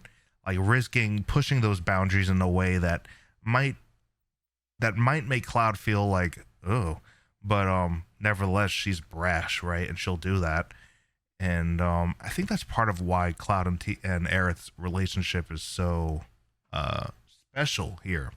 And that's probably why Cloud is that's probably one of the reasons why Cloud is interested in saving Aerith in the first place. So, yeah, I think Cloud and I think Aerith means a great deal to Cloud. I don't think Aerith is his love interest. Maybe there's, I'm sure there's some like mixed up feelings there. There is a scene in Remake where if you get the Aerith scene, it's like she'll say something. It's like a dream, right? And she'll say something like, "You can't fall in love with me" or something. And that's I don't really know what I think about that scene, to be honest. If it's not obvious, I'm Team Cloud and Tifa with the romance side of things, and I think Aerith and Cloud are very important friends to each other. So, what else can be said about Aerith? I feel like we're focusing on this game, right?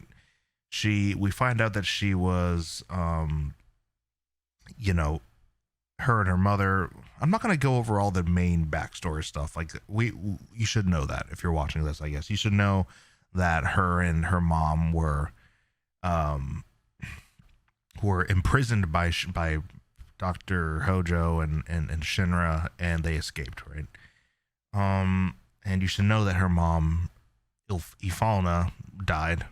Right there at the train. Sorry, my eyes. I'm getting some allergies here.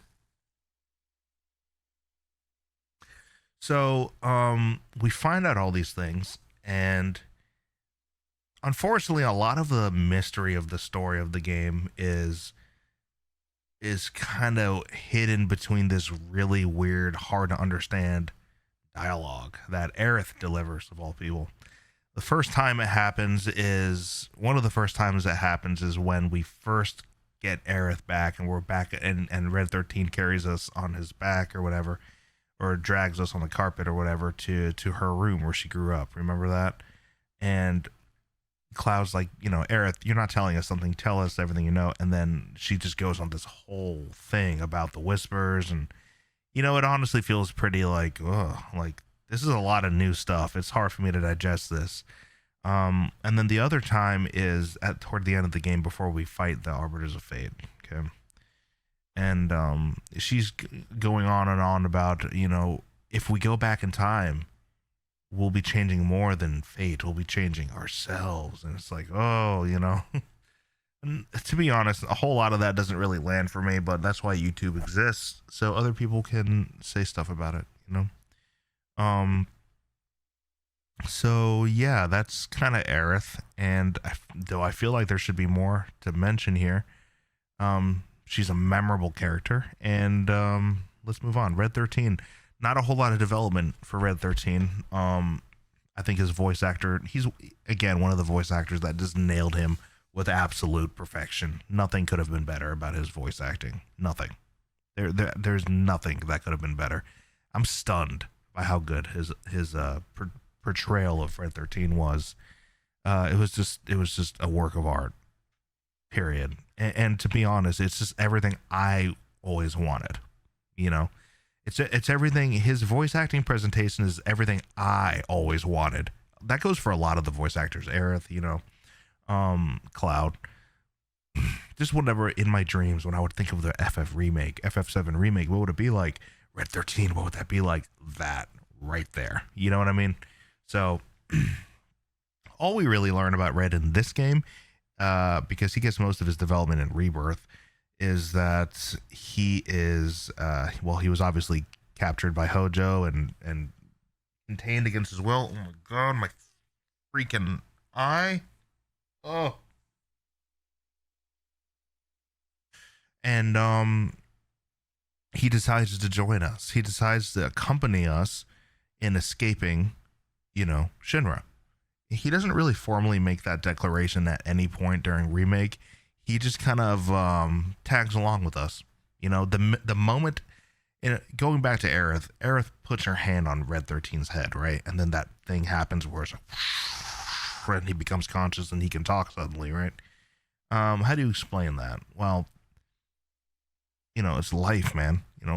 Red 13 is an animal who has life, and Aerith is just using her intuition to reach out to him. And some people say that she shows him. Oh, we gotta talk a little bit more about Aerith, actually. Hold on. When she touches Red 13, she might be filling his head with all of the all of the lore of the game. You know, why does Red 13 happen to just know about the whispers and, you know, obviously Cosmo Canyon and it's mysterious and all that, and Bugenhagen knows stuff too, so there's probably that. But we need to talk about Aerith because there's also a scene with her and Marlene. You know the scene I'm talking about where she whispers something or Marlene notices something and Aerith is like, shh, don't tell anybody. What does that mean, right? Why is Marlene able to perceive something in Aerith exactly? And why does Aerith say shh? It's like, what? Does Aerith tell? I think she holds her hand and Aerith might accidentally telepathically deliver some information, some crucial information about the nature of the plot to Marlene. You know, that's my best guess. And then when she reaches out to Red 13, there's like this transfer of life energy, and she might be filling his mind with all the knowledge and wisdom of Aerith and all of her, you know. So I'm sorry, my eye is killing me. A lot of questions there, and there's no real answers. I mean, there's plenty of people philosophizing like we are right now about what could be happening, and yeah, that's kind of the long and the short of it. I'm not interested in like knowing because the game's not over yet, and I'm more interested in knowing as much as they'll let us know by the end of the game. Sometimes I think they go a little too heavy with the mystery, with the questions, because a little bit of a balance would be nice, you know. Like, indeed, give us questions, but give us some answers too, man. You know, you gotta throw a bone every now and then. That's what I think, at least. Okay. Red 13. He hates Hojo. What else can I say? President Shinra, Don Corneo, and the Turks. I can probably sum these guys up pretty quickly. President Shinra is the same as people always do parallels to Shinra and Donald Trump. I could totally see the idea there, but you know, you can, by that logic, you can compare them to any evil dictator ever, or any power hungry person, or any person who uses their power in a way that the public don't always agree with. President Shinra is a boomer. No, I'm just kidding. President Shinra is we don't get a whole lot about him. He just wants power, right? He knows what he wants and he goes for it and he takes it with no regard to whoever he might be harming. That's abundantly clear in Shinra's actions and their decisions, and he's the head of Shinra, and Shinra does some terrible things. I mean, what else can be said, you know? Don Corneo. He's a very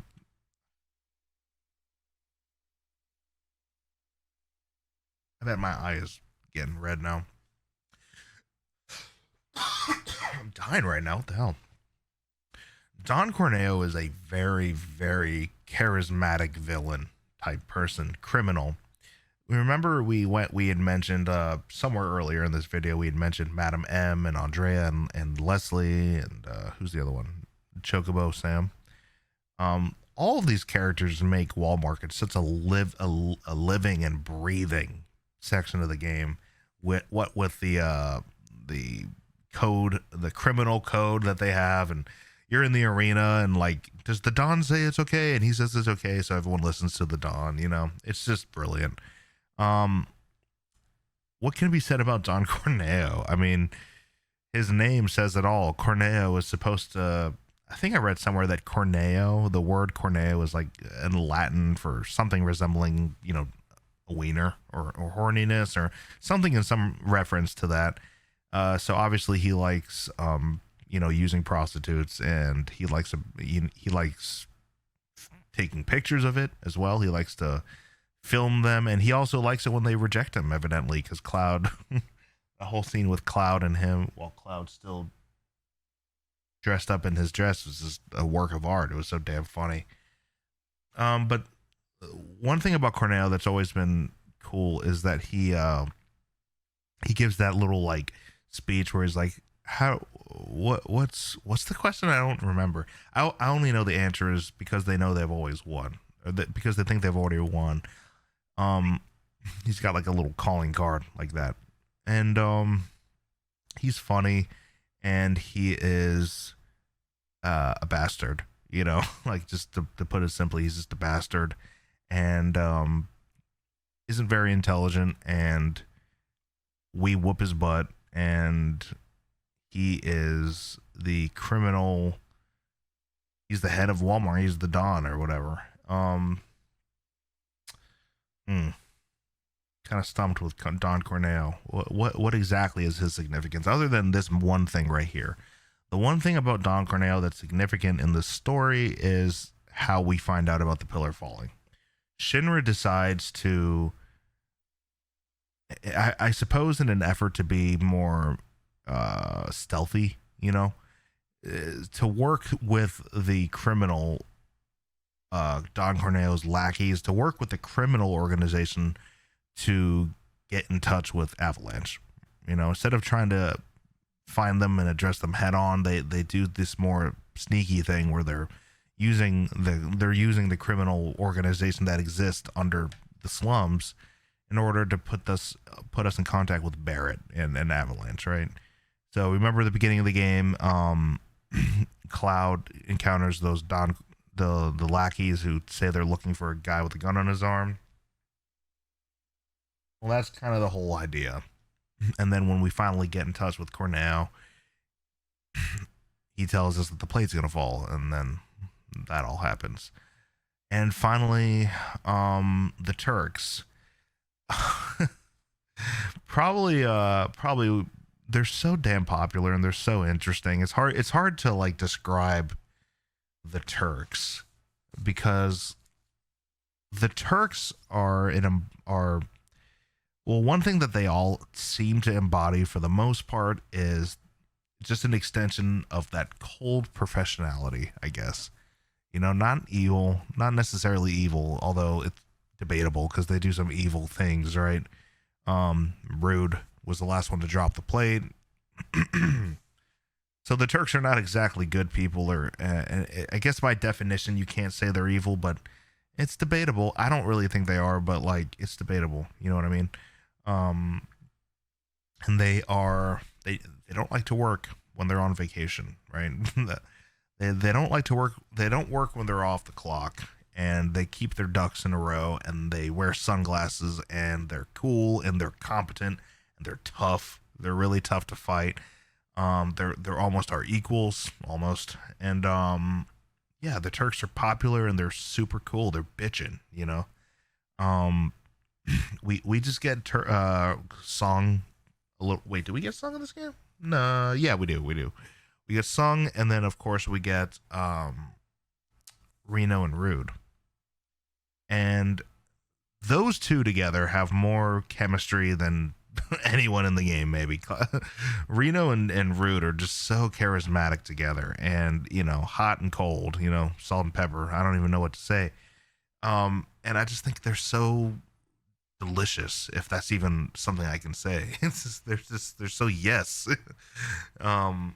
You know, there's a couple scenes that I thought were great, like when you're fighting them on the rooftop and Reno breaks his glasses and then he gets. Oh no, that's another scene.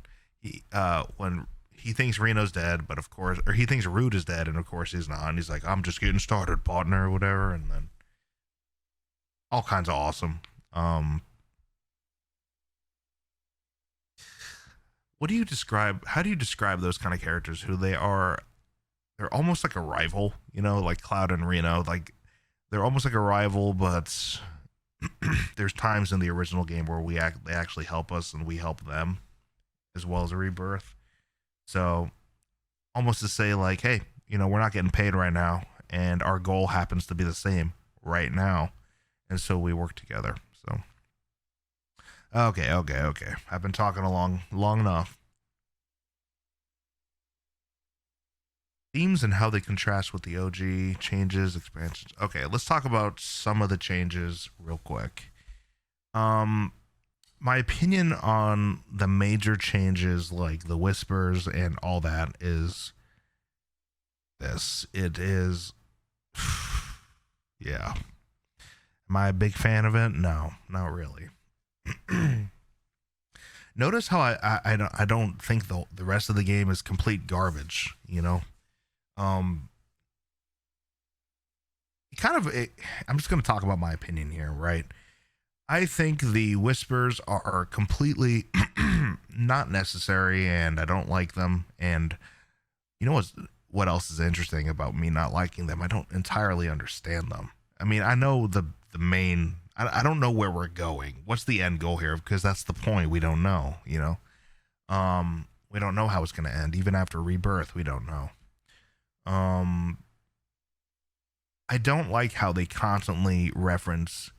I don't like that their existence makes me remember that this is a video game constantly. In other words, like, oh, we're the Whisperers and we are here to make sure everything goes the same way as that video game that came out in 1997. It's like, what the fuck, you know? It just doesn't really land for me, and I don't really care for it. And that being said, I tend to be more optimistic and I tend to be forgiving, and curious even. I am curious about where they're going to go with them. It was kind of interesting that Sephiroth manipulated us into killing the Whispers when it seemed like that's what we were supposed to do. And now the whole cycle is all whatever it is. Dude, I'm just so confused. So, I don't know. I don't know.